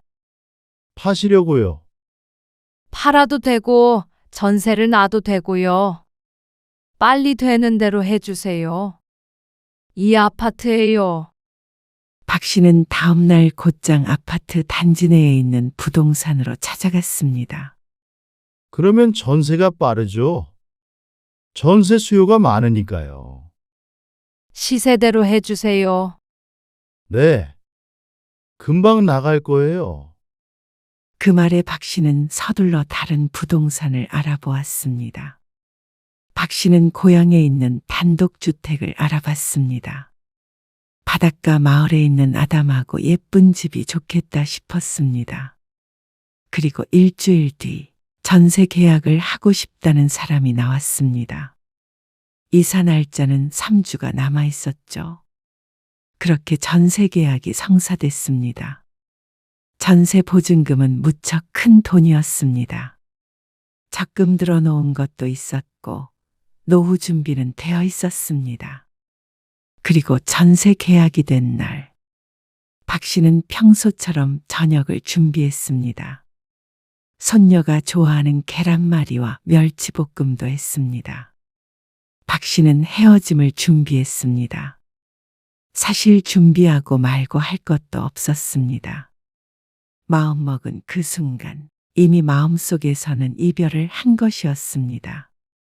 손녀를 보면 마음이 아팠지만 그렇다고 이렇게 살 수는 없었습니다. 식사를 마치고 박 씨가 평소와 같은 목소리로 말했습니다. 이 집 전세로 내놨어. 다음 달 초에 나가야 해. 순간 정적이 흘렀습니다. 며느리의 눈이 커졌고 아들은 당황한 표정으로 입을 벌렸습니다. 갑자기 왜요? 어디로 이사 가시려고요? 나는 바닷가 쪽으로 집을 알아봤어. 나는 일하니요. 그러면 혼자 가시게요? 그러면 저희는 할머니, 우리 이사가?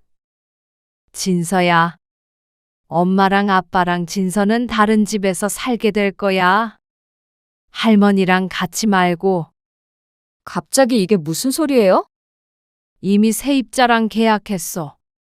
계약금도 받았고 이제 너희도 새 집 구하면 돼. 무슨 돈으로요? 전세금 저희 주실 거예요? 그 돈은 내 집 구해야지. 그러자 아들도 며느리도 할 말을 잃었습니다.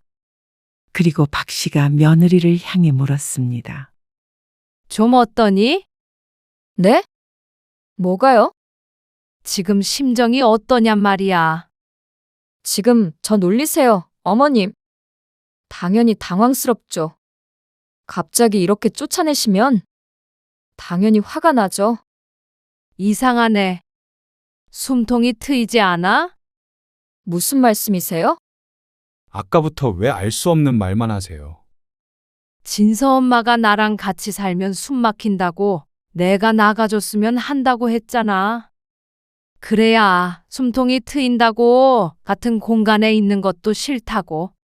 그래서 나간다는데 이제 좀 숨 좀 쉬어줘? 며느리는 얼굴이 새하얘졌고 아들은 새빨개졌습니다. 그 색에 대비해 어쩐지 웃음이 날 것 같았습니다. 내가 또 며느리 말을 잘 듣는 시엄마라. 우리 며느리 소원 들어주려고 마음먹었어. 지금 장난하세요? 얼른 계약 취소하세요. 그러면 네가 계약금 토해낼래? 돈 있니? 아니, 돈이 없는데 갑자기 집은 어떻게 구하라는 말씀이세요? 5년 동안 흥청망청 잘도 살았나 보다 하는 생각이 들었습니다. 이 집이 자신들의 것이라 생각하면 영 말도 안 되는 일은 아니었습니다. 부지런히 집 구해. 아니, 그러면 진서는 누가 키워주고 저희 맞벌이는 또 어떻게 하라고? 진서도 다 커서 내 도움은 필요 없다던데. 자꾸 아까부터 무슨 말씀하세요? 진서 엄마가 그래요? 당신 이게 무슨 말이야? 그건 진서 엄마가 잘 알 거야. 오해예요, 어머님.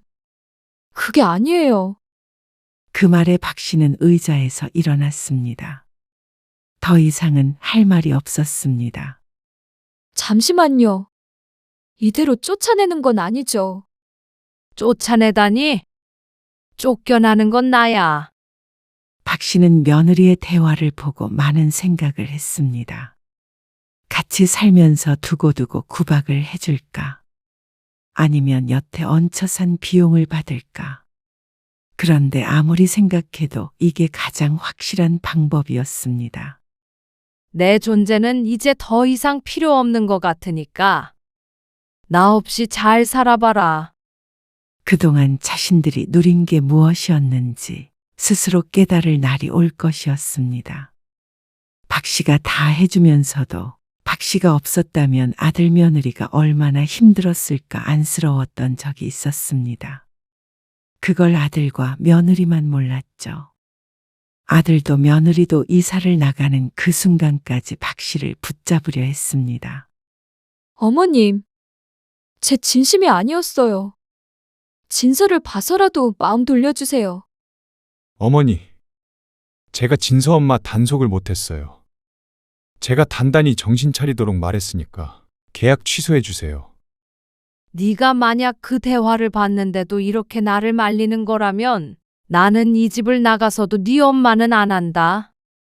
하지만 박 씨는 이번만큼은 그 어느 때보다도 냉정했습니다. 박 씨의 단호한 의지 앞에 결국 아들은 포기할 수밖에 없었습니다. 박 씨가 짐을 빼기 전에 아들과 며느리네가 이사를 나갔습니다. 월세집을 구해서 나간다고 들었습니다. 박 씨는 어디로 가는지 묻지 않았습니다. 그리고 얼마 안 돼서 박 씨도 집을 구해 나갔습니다. 바닷가 마을의 작은 단독주택이었습니다. 창문을 열면 바다가 한눈에 보였고 작은 정원에는 계절꽃들이 피어 있었습니다. 박 씨는 오랜만에 자신만의 시간을 가질 수 있었습니다. 아침에 늦잠도 자보았고 누구 눈치도 보지 않고 드라마도 볼 수 있었습니다.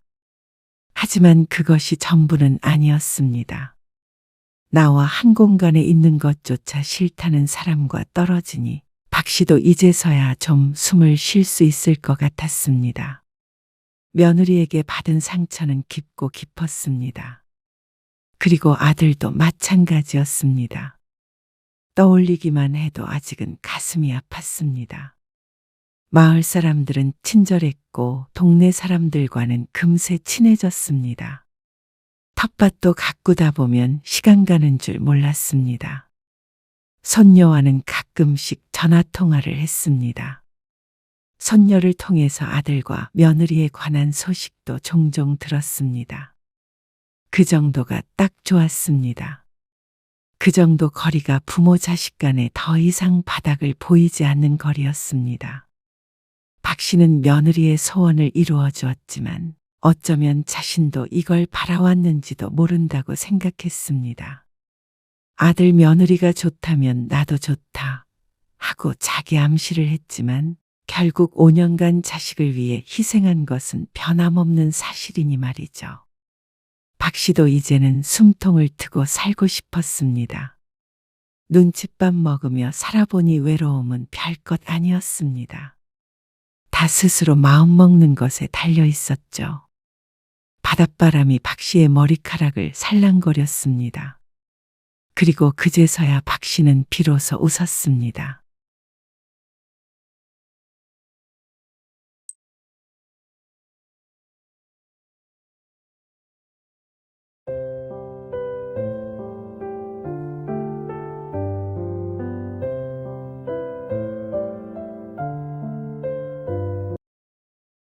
어머님, 이거 생신 선물이에요. 아니, 뭐하러 이런 걸 준비했어? 요즘에 선물로 복권 많이 한대요. 재미있죠? 어머니 대박나라는 의미에서. 그래서 지혜가 생각해서 준비한 거예요. 마침 이 근처에 복권 파는 데가 있더라고요. 복권? 다음 주까지 어머님 설레시겠네요. 오늘 이야기 속 주인공은 67세 오명자 씨입니다.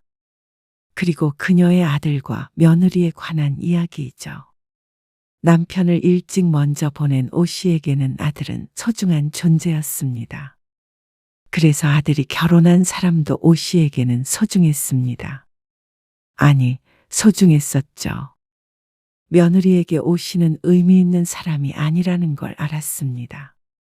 그런데 생일 선물로 복권 한 장을 줄 정도로 성의 없게 대할 줄은 몰랐습니다. 그리고 아들은 그 상황을 민망해하면서도 며느리에게 한마디도 못했죠. 아들 며느리에게 물질적으로 큰 것을 바라는 것이 아니었습니다. 하지만 적어도 안사돈과 차별받는 서러움은 느끼지 않았으면 했습니다. 어쩌면 내 자식인 아들의 잘못이 크겠죠. 하지만 며느리의 태도만 봐도 알 수 있었습니다. 얼마나 자신을 멸시하고 우습게 여기는지를 말이죠. 오 씨는 더 이상 며느리를 소중히 대할 수 없었습니다. 그리고 아들도 이제는 마음속에서 떠나보내야 하는 때가 왔다고 생각했습니다. 아니, 이미 떠났던 걸 오 씨만 모르고 있었는지도 몰랐습니다. 그러니까 이렇게 가슴이 찢어질 듯 아픈 것이겠죠. 오 씨는 연을 끊을 때 끊더라도 며느리에게 가르침을 주고자 했습니다. 자신이 생각 없이 했던 행동이 얼마나 치졸한 짓이었는지 많은 사람들 앞에서 알려주려고 마음먹었습니다. 오 씨는 아들이 하나 있었습니다. 그리고 남편은 아들이 고등학생일 때 교통사고로 눈을 감았습니다. 혼자서 자식을 키우느라 꽤나 고생을 하며 살았습니다. 그래도 아들이 바르게 커주었고 좋은 직장에도 들어가서 오 씨는 만족했습니다. 비록 풍족한 삶은 아니었고 앞으로도 그럴 테지만 아들만은 잘 살 것이라고 믿었습니다. 그런 아들이 34이 되었을 때 결혼을 했습니다. 3살 연하의 예쁜 아가씨를 결혼할 사람이라고 데려왔죠. 오 씨는 며느리가 처음 인사 오기 며칠 전부터 분주했습니다. 단골 미용실에서 파마까지 새로 하고 평소 아끼던 옷도 꺼내 입었죠. 그리고 음식 준비는 말하면 입만 아팠습니다. 이른 아침부터 몇 시간 동안 고생해서 상다리 부러지도록 차렸습니다. 어머님, 처음 뵙겠습니다. 서지혜라고 해요. 앞으로 잘 부탁드릴게요. 핑크빛 투피스를 입은 며느리는 오 씨에게 허리를 굽혀 인사했습니다. 고개를 숙이는 몸짓은 단아했고 웃는 얼굴에는 애교가 가득했습니다. 오 씨는 며느리의 손을 잡으며 반갑게 맞이했습니다. 식사 중에도 오 씨는 부지런히 며느리 앞으로 접시를 밀어주었습니다. 어머님도 많이 드세요. 그러면 며느리도 오 씨의 앞으로 갈비찜을 밀어주었습니다. 아이고, 아가씨가 참 싹싹하기도 하지. 오 씨의 얼굴에 미소가 번졌습니다. 아들이 좋은 사람을 만났구나 싶어서 마음이 흐뭇했죠. 아들과 며느리는 곧 결혼 날짜를 잡았습니다. 양가에 인사를 하자 속전속결이었습니다. 빠른 날짜에 예식장이 있다며 그게 아니면 1년 반 뒤에나 결혼할 수 있다는 말에 서둘렀습니다. 그런데 막상 결혼을 하고 나니 그렇게 친절하고 싹싹했던 며느리의 다른 면모를 종종 보게 되었습니다. 당연한 일이긴 했습니다. 한 번 봤을 때와 10번 봤을 때 같은 사람은 없을 테니 말이죠. 어머니, 저희 명절 당일에 갈 수 있을 것 같아요. 무슨 일 있니? 잠깐 처가에 좀 들렸다가 가야 해서요. 사돈네는 왜? 처남이 전날에 오는데 명절 아침에 가면 처남은 또 처남 처가에 가야 하잖아요. 그래서 미리 가서 만나고 싶다고 하더라고요. 결혼하고 첫 해 명절을 며칠 앞두고 아들이 전화를 했습니다. 명절 전날에 와서 하루 정도는 같이 시간을 보내고 싶었는데 며느리의 남동생을 만나려면 전날에 처가에 가야 한다고 했죠. 그 남동생도 자신의 집에 명절 전날 가는 것일 텐데 오 씨는 아들을 당일에 봐야 하니 조금 불공평하다는 생각도 들었습니다. 하지만 그날이 아니면 며느리도 남동생과 함께 시간을 보낼 수 없을 테니 오 씨가 이해하자 싶었습니다. 첫 명절이라 그런 거라고 생각했죠. 그리고 처가에 먼저 가는 거면 명절 당일에 하룻밤 묵고 가는 거 아닌가 생각하기도 했습니다. 그래. 거기 먼저 갔다가 아침에 와. 자고 갈 거지? 지혜 갈비찜 좋아해요. 아들이 대답을 얼버무리더니 말을 돌렸습니다. 오 씨는 안 그래도 갈비찜을 하려고 고기를 사두었기에 거기에 대답했습니다. 그래. 갈비찜이랑 맛있는 거 많이 해놓을게. 너 좋아하는 것도. 결혼하고 이래저래 바빴던 아들은 한 번도 오 씨의 집에 오질 않았습니다. 그래서 오 씨는 들떴습니다. 아들 며느리가 오 씨의 집에서 자는 게 처음이기에 신경도 많이 썼습니다. 오 씨는 전화를 끊고 이불 빨래를 했습니다. 뽀송뽀송하게 이불을 널고 나니 기분 좋은 향이 났습니다. 아들 며느리가 잘 이불이라 섬유유연제도 많이 넣어 빨았죠. 와, 어머님. 이걸 혼자서 다 하셨어요? 대단하시네요. 명절 당일 아침에 집에 온 며느리가 말했습니다. 그 말에 오 씨는 기분이 좋아졌습니다. 전날 사돈네에서 잠을 안 자고 밤에 집에 돌아갔다기에 아침 식사 시간에 맞춰서 밥을 준비했습니다. 배고프지? 어서 먹자.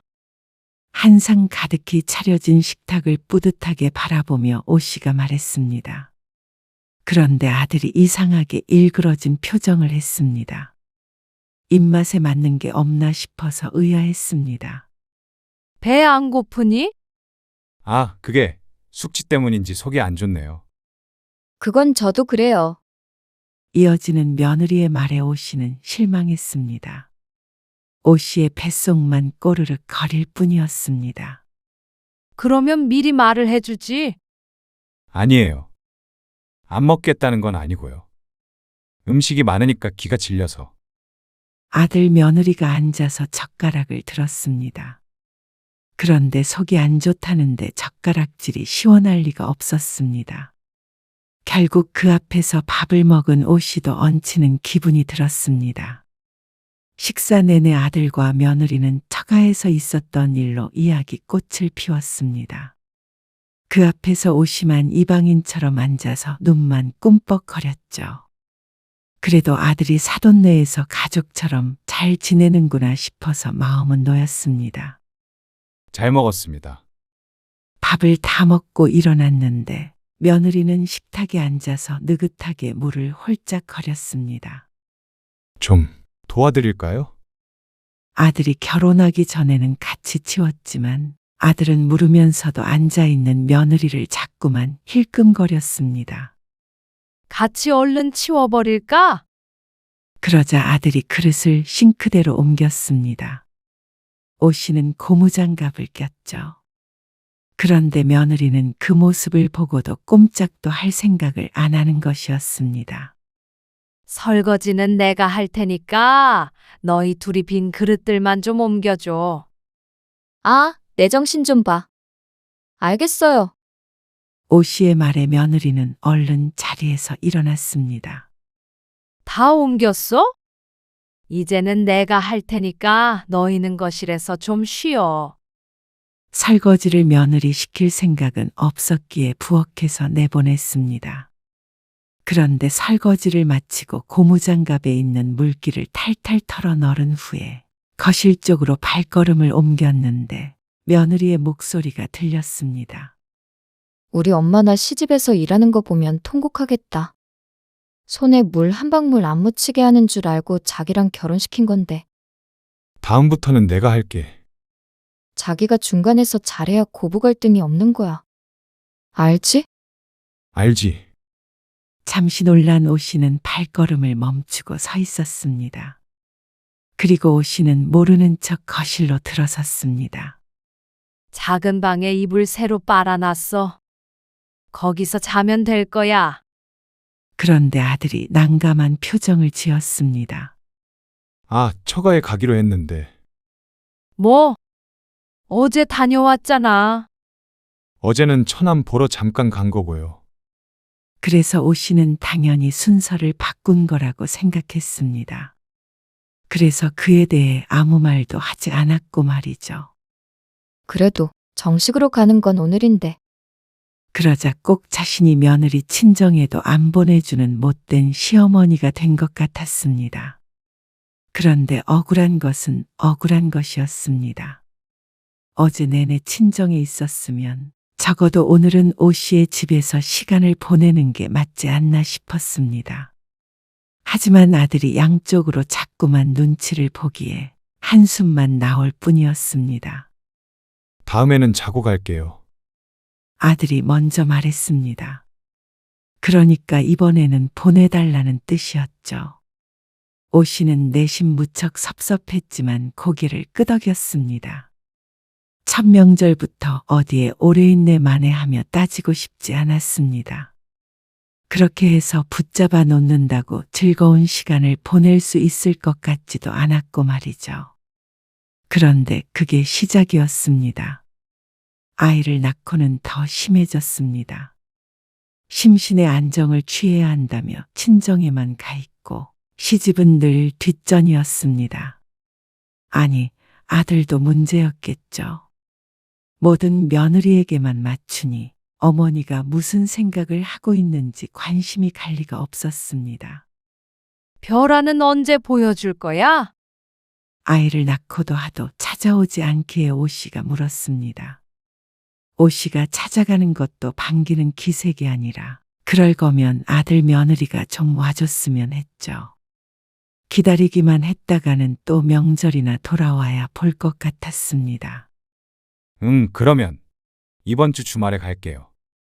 이번 주 언제? 토요일 오후에요. 다음 주 화요일에 어머니니 생신이잖아요.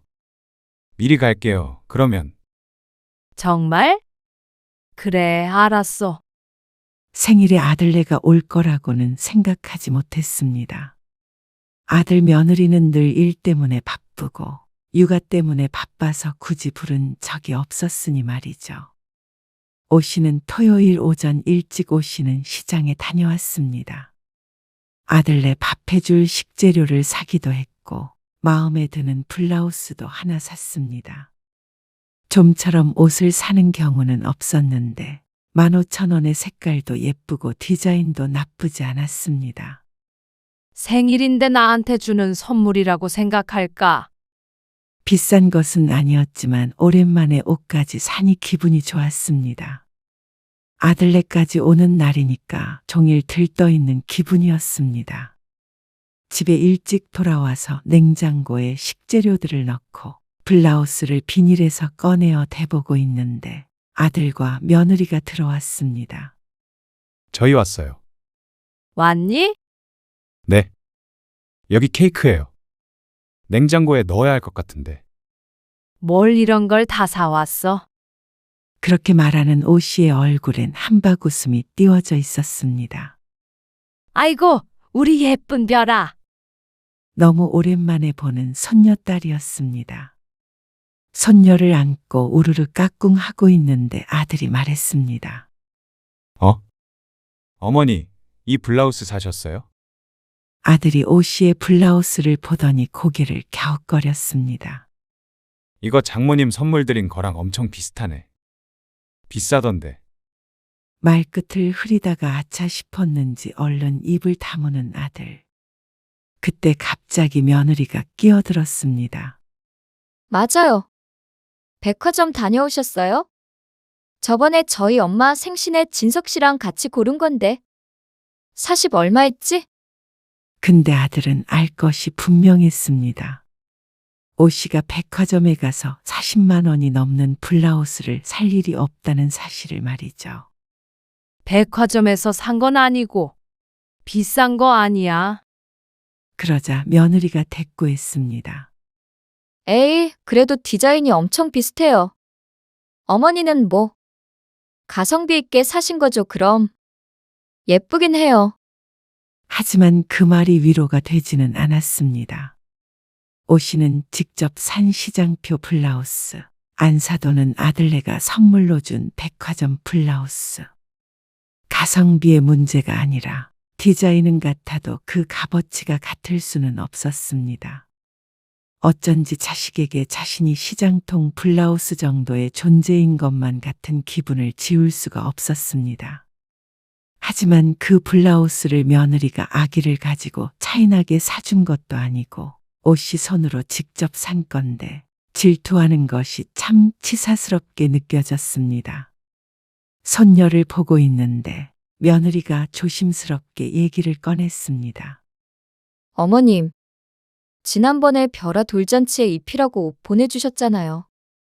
손녀의 돌잔치가 한 달 반 앞으로 다가왔습니다. 그래서 오 씨가 아이가 입을 하얀 원피스를 사서 아들네 집으로 택배를 보냈습니다. 그게 보름 전이었습니다. 이렇게 올 줄 알았으면 직접 전해줄 걸 하고 생각하고 있는데 며느리가 말을 이었습니다. 그런데 저희 엄마가 벼라 한복을 맞춰놔서요. 아무래도 그걸 입혀야 할 것 같아요. 아, 한복? 오 씨도 생각을 안 했던 바는 아니었지만 거추장스럽고 불편할 것 같아서 나중에도 입을 수 있는 원피스를 선택한 것이었습니다. 그래서 비싼 옷가게에 가서 15만 9천 원을 주고 큰맘 먹고 산 것이었습니다. 그런데 한복을 맞춰서 원피스는 못 입히겠다고 하는 며느리. 원피스 입히겠다고 해서 원피스로 사준 건데. 그랬는데. 그래도 특별한 날이니까 한복이 나을 것 같아서요. 사준 것은 오 씨가 먼저인데 안사돈의 선물에 밀려난 듯 했습니다. 그래, 알았다. 어쩔 수 없지. 괜찮다고 웃었지만 속은 어쩐지 쓰렸습니다. 오 씨는 저녁 먹을 준비를 했습니다. 나름 생일상이라고 잡채도 있었죠. 그리고 가운데에는 아들이 사온 케이크가 놓였습니다. 생신 축하드려요. 생신 축하드려요. 아들 며느리의 축하에 어쩐지 눈물이 찔끔 날 것 같았습니다. 손녀까지 곁에 있으니 세상을 다 가진 기분이었습니다. 그동안 힘들었던 인생의 보상을 받은 것만 같은 기분이었죠. 그때 며느리가 가방에서 봉투 하나를 꺼냈습니다. 어머님, 이거 생신 선물이에요. 발랄하게 말하는 며느리의 손에 들린 봉투를 오 씨가 건네받았습니다. 아니, 뭐하러 이런 걸 준비했어? 오 씨는 그 안에 돈이 들었다고 생각했습니다. 무척 가볍기는 했지만 봉투에 넣어줄 것이 그것밖에 더 있나 싶었습니다. 힘들게 돈 벌어서 자신의 생일 선물로 건네는 아들 며느리를 보니 마음이 뭉클했습니다. 오 씨도 아들 내외에게 그리고 손녀에게 많이 베풀고 싶어졌습니다. 그런데 봉투를 여는 순간 오 씨는 자신의 눈을 의심했습니다. 그리고 믿기지 않았습니다. 사실 지난번에 돌잔치 이야기가 처음 나왔을 때 며느리에게 따로 연락을 받았습니다. 돌잔치 비용을 조금 보태줬으면 한다는 전화를 말이죠. 오 씨도 넉넉한 형편은 아니었고 며느리의 부탁이 갑작스러웠지만 오래 고민하지 않고 100만 원을 송금해줬습니다. 결혼할 때 해준 것이 많이 없기에 늘 며느리에게 미안한 감정이 있었는데 첫손녀의 돌잔치엔 도움을 주고 싶었습니다. 100만 원이면 오 씨가 한 달도 생활할 수 있는 돈이었습니다. 그래도 아깝다는 생각은 들지 않았습니다. 그런데 봉투에 들은 것은 종이 한 장이었습니다. 복권이었죠. 봉투를 뒤집어 보자 그제서야 무언가 적혀 있는 걸 발견했습니다. 행운 가득하세요. 봉투에서 복권을 꺼내들며 잠시 말이 없자 며느리가 말했습니다. 요즘에는 선물로 복권도 많이 해요. 재미있죠? 5천 원짜리 복권 한 장을 선물이라고 내미는 며느리. 그냥 보통 때 만나서 건네는 것이었다면 오 씨도 재밌다고 맞장구 쳤을 것이었습니다. 하지만 오늘 만난 건 오 씨의 생일 때문이었고 이건 오 씨의 생일 선물이었습니다. 어머니 대박나라는 의미에서. 그래서 지혜가 생각해서 준비한 거예요. 오 씨는 그 안에 무슨 의미가 담겼건 간에 며느리에게 5천 원짜리 생일 선물을 받고 기분 좋을 사람은 없을 것 같았습니다. 이래도 좋다 저래도 좋다 하는 오 씨이지만 이건 조금 충격적이었습니다. 그리고 안 사돈 생일 선물로 40만 원짜리 블라우스를 사줬다는 걸 들었는데 오늘 이걸 받으니 기분은 더 바닥으로 곤두박질 쳐졌습니다. 정말 이럴 줄 모르고 이런 선물을 준비한 것인지 궁금했습니다. 아들이 오 씨의 눈치를 봤습니다. 그리고 며느리는 오 씨의 반응을 대수롭지 않게 생각했습니다. 마침 이 근처에 복권 파는 데가 있더라고요. 그렇다면 미리 준비했던 것도 아니라는 뜻이었습니다. 오 씨는 웃으려고 애썼지만 웃음이 잘 나오지 않았습니다. 아들 며느리에게 물질적으로 바라는 게 없다고 생각했지만 아무리 그래도 오 씨도 사람이었습니다. 다른 누군가와 비교되고 업신여김을 받고 있다고 생각하면 누구도 기분 좋을 사람이 없었습니다. 그리고 그게 내 자식에게 당하는 일이라면 더욱 비참하게 느껴졌습니다. 다음 주까지 어머님 설레시겠네요. 복권 당첨 발표를 기다리며 일주일 동안 설레는 기분을 자신이 선물 준 것이라면서 웃기까지 했습니다. 말만 들으면 정말 좋은 뜻으로 준 것 같은데 글쎄. 오 씨는 의문이었습니다. 자신의 친정엄마 생일 선물에도 복권 한 장으로 끝내는지 말이죠. 그리고 오 씨는 정답을 알고 있었습니다. 너무 서운하게 생각하지 마세요, 어머니. 지혜도 어머니를 가깝게 생각하니까 거창한 선물 대신에 의미 있는 게 더 좋다고 생각한 것 같아요.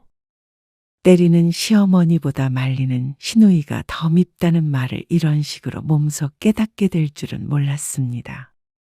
시누이도 아니고 아들에 의해서 말이죠. 아들은 늘 이런 식이었습니다. 오 씨를 위로하는 것 같으나 결국엔 며느리를 감싸는 것이 불과했습니다. 명절에 처가만 챙기는 것도 오 씨를 뒷전으로 두는 것도 아들이었습니다. 남인 며느리를 탓할 것도 아니었습니다. 분명 안사돈에게 며느리는 좋은 딸일 테니 말이죠. 그리고 그날 아들 내외가 돌아가기 전에 설거지를 하며 둘이 속닥거리는 소리를 듣게 되었습니다. 어머니 많이 실망하신 것 같던데. 왜? 생신 선물 때문에? 선물이 뭐 가격이 중요한가? 정성이 중요하지. 그래도 장모님 이번 환갑에 순금 팔찌 사드린다고 했잖아. 그거 보시면 더 서운하시지 않을까? 우리 엄마는 환갑이고 어머님은 환갑 아니잖아. 어머니 환갑 때도 그렇게 선물 못 드렸어. 그리고 너무 비싼데. 당신은 우리 엄마한테 드리는 선물이 아까워? 당연히 아니지. 기가 막혔습니다. 손녀의 돌 며칠 뒤가 안사돈의 생일이라는 것은 들어서 알고 있었습니다. 환갑이라는 것도 말이죠. 하지만 안사돈 선물로 순금이 어쩌고 하는 것은 못 들었습니다. 사실 남의 환갑 선물이 무엇인지는 신경 쓸 일도 아니었습니다. 오 씨가 선물로 복권 한 장을 받기 전에는 말이죠. 그런데 충격적인 건 아들의 반응이었습니다. 아들은 비싸다고는 했지만 결국엔 수긍했습니다. 어머니에게는 아깝지만 장모에겐 아깝지 않은 모양이었죠. 너무 서러웠습니다. 이래서 아들 키워봤자 소용없다고들 하는 것 같았습니다. 아들의 태도에 며느리가 더 오 씨를 시모 대접을 안 해주는 것이었습니다. 아들이 부모를 소중하게 여겼다면 며느리도 결코 이런 식으로 시모를 홀대할 수는 없었을 테니 말이죠. 그동안 아무리 서운하고 서러워도 아들 며느리 둘이 잘 살면 됐다 싶었지만 그게 아니었습니다. 부모로부터는 자기 입속만 차리고 부모 대접도 제대로 안 하는 아들 며느리는 정신을 차려야 했습니다. 반성해야 했습니다. 오 씨의 비참한 기분을 알아야 했습니다. 오 씨는 복권을 아들을 향해 냅다 집어던지고 싶은 마음을 꾹 참았습니다. 지금 그럴 때가 아니었습니다. 순간 속은 시원할지 모르겠지만 결국엔 바뀌지 않을 것이었습니다. 아들 내외가 돌아가고 며칠 뒤 아들이 전화에 넌지시 말했습니다. 별아 돌잔치하고 4일 뒤가 장모님 환갑이세요. 그래서 모인 김에 선물 드리기로 했는데 어머니도 빈손으로 오면 좀 그러실까봐. 그러니까 자기 장모의 선물을 챙기라는 말이었습니다. 기가 막혔습니다. 하지만 오 씨는 속내를 숨기고 말했습니다. 그래, 알았다. 그리고 얼마 뒤 오 씨는 안사돈을 줄 선물을 정성스레 포장했습니다. 드디어 손녀의 돌잔치가 있는 날, 가까운 가족만 모여 작게 잔치를 했습니다. 30명이 조금 넘는 인원인 듯 했습니다. 잔치가 어느 정도 진행되고 나서 오 씨의 아들이 자리에서 일어나 말했습니다. 우리 별아 첫 번째 생일 축하해 주셔서 감사드립니다. 그리고 장모님, 별아 예쁜 옷 준비해 주셔서 감사하고요. 안사돈을 향해 말하는 아들, 그리고 뿌듯하게 웃고 있는 사돈네 식구들. 오 씨는 돌잔치 비용을 보태주었지만 이름이 호명되지는 않았습니다. 여전히 혼자서 이방인이 된 것 같았습니다. 오 씨 쪽 가족도 몇 있었지만 다 해도 열이 안 됐습니다. 아들은 한참을 인사를 하더니 다시 자리에 앉았습니다. 그러고 식사를 하고 있는 사람들을 뒤로하고 안사돈에게 선물을 꺼내 보였습니다. 그때 말한 순금 팔찌인지 목걸이인지인 듯 했습니다. 어머나, 무슨 이런 선물을. 둥그런 식탁 맞은편에 앉아있는 안사돈이 한껏 기쁜 목소리로 말했습니다. 며느리도 무척 기분이 좋아 보였습니다. 그리고 그때 오 씨가 나서서 말했습니다.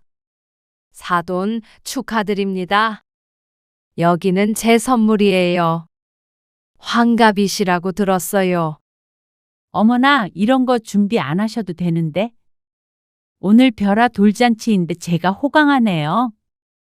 사양하듯이 말했지만 내심 기분이 좋은 게 느껴졌습니다. 이제 뭐지? 무척 고급스러워 보이는 포장의 안사돈의 얼굴이 상기되었습니다. 포장지를 뜯자 마찬가지로 고급스러운 상자가 보였죠. 대단한 걸 준비하신 모양인데요? 며느리는 안에 들어있는 것이 무엇인지도 모르고 옆에서 바람잡이처럼 사돈을 부추겼습니다. 그리고 며느리를 따라서 웃던 안사돈이 상자를 여는 순간 표정이 굳어졌습니다. 이게 뭐지? 어색한 웃음이 흘렀습니다. 오신의 테이블에서 벌어진 일이라 다른 사람들은 상황을 몰랐지만 오 씨의 테이블만은 정적이 흘렀습니다. 사돈, 이건 제 생일날 며느리가 저한테 준 귀한 선물이에요. 네? 행운이 가득하라고 대박 나라고 정성을 다해서 준비했다고 하더라고요. 그리고 중요한 건 선물 가격이 아니라고 그랬지. 마지막엔 오 씨가 며느리를 돌아보며 묻자 며느리의 얼굴이 울그락불그락해졌습니다. 많이 고심해서 준비한 거라고 하던데 그걸 홀랑 확인해버리기가 좀 그렇더라고요. 그래서 이렇게 사려 깊고 효심 깊은 며느리를 낳아주고 길러주신 사돈, 생신 선물로 드려야겠다 싶어서 가져왔어요. 그니까 우리 지혜가 드린 선물을 그대로 가져왔다는 말씀이신가요? 네. 사돈 드리려고 맞춰보지도 않은 거예요. 아니, 환갑의 선물로 복권 한 장이요. 5,000원짜리요? 5줄의 번호가 적혀 있는 얇은 복권. 그래 보여도 대단한 가치가 있다네요. 물론 저희 며느리가요. 웃는 낯에 차마 침을 뱉을 순 없었는지 사돈이 입을 열었다 닫았다 했지만 결국 오 씨에게 따지지 않았습니다. 하지만 심상치 않은 분위기를 느꼈는지 주변 테이블에서도 자꾸만 힐끔거리는 게 느껴졌습니다. 아들은 큰일이라도 난 것처럼 표정을 굳히고 있을 뿐이었습니다. 아무래도 며느리가 시어머니에게 주는 선물이니까 분명히 뜻깊은 것이겠죠? 사돈께도 그렇게 생각하시죠? 오 씨의 질문에 안사돈은 끝내 입을 열지 않았습니다. 당황스러운 기색은 감추질 못했습니다. 그 뒤로 분위기는 내내 얼음장 같았습니다. 식사가 끝나가는 분위기라 그나마 다행이었습니다. 잔치가 끝나고 사돈은 인사도 제대로 하지 않고 가장 먼저 자리를 떴습니다. 그리고 모두가 떠난 곳에서 아들이 처음으로 오 씨에게 화를 냈습니다. 얼굴이 잔뜩 붉어진 채였습니다. 어머니, 아무리 그래도 이렇게까지 하셨어야 했어요? 뭐가? 그때 제가 분명히 설명드렸잖아요. 지혜가 그냥 그런 게 아니라고요. 그렇게 말하면 누가 알아들어? 그냥이 뭐야? 그냥 장난스럽게 드린 거잖아요. 장난? 내 생일은 장난이야? 안사돈 생일은 심각한 거고. 그런 말이 아니잖아요. 그걸 왜 들고 오세요? 왜 장모님한테 드리냐고요?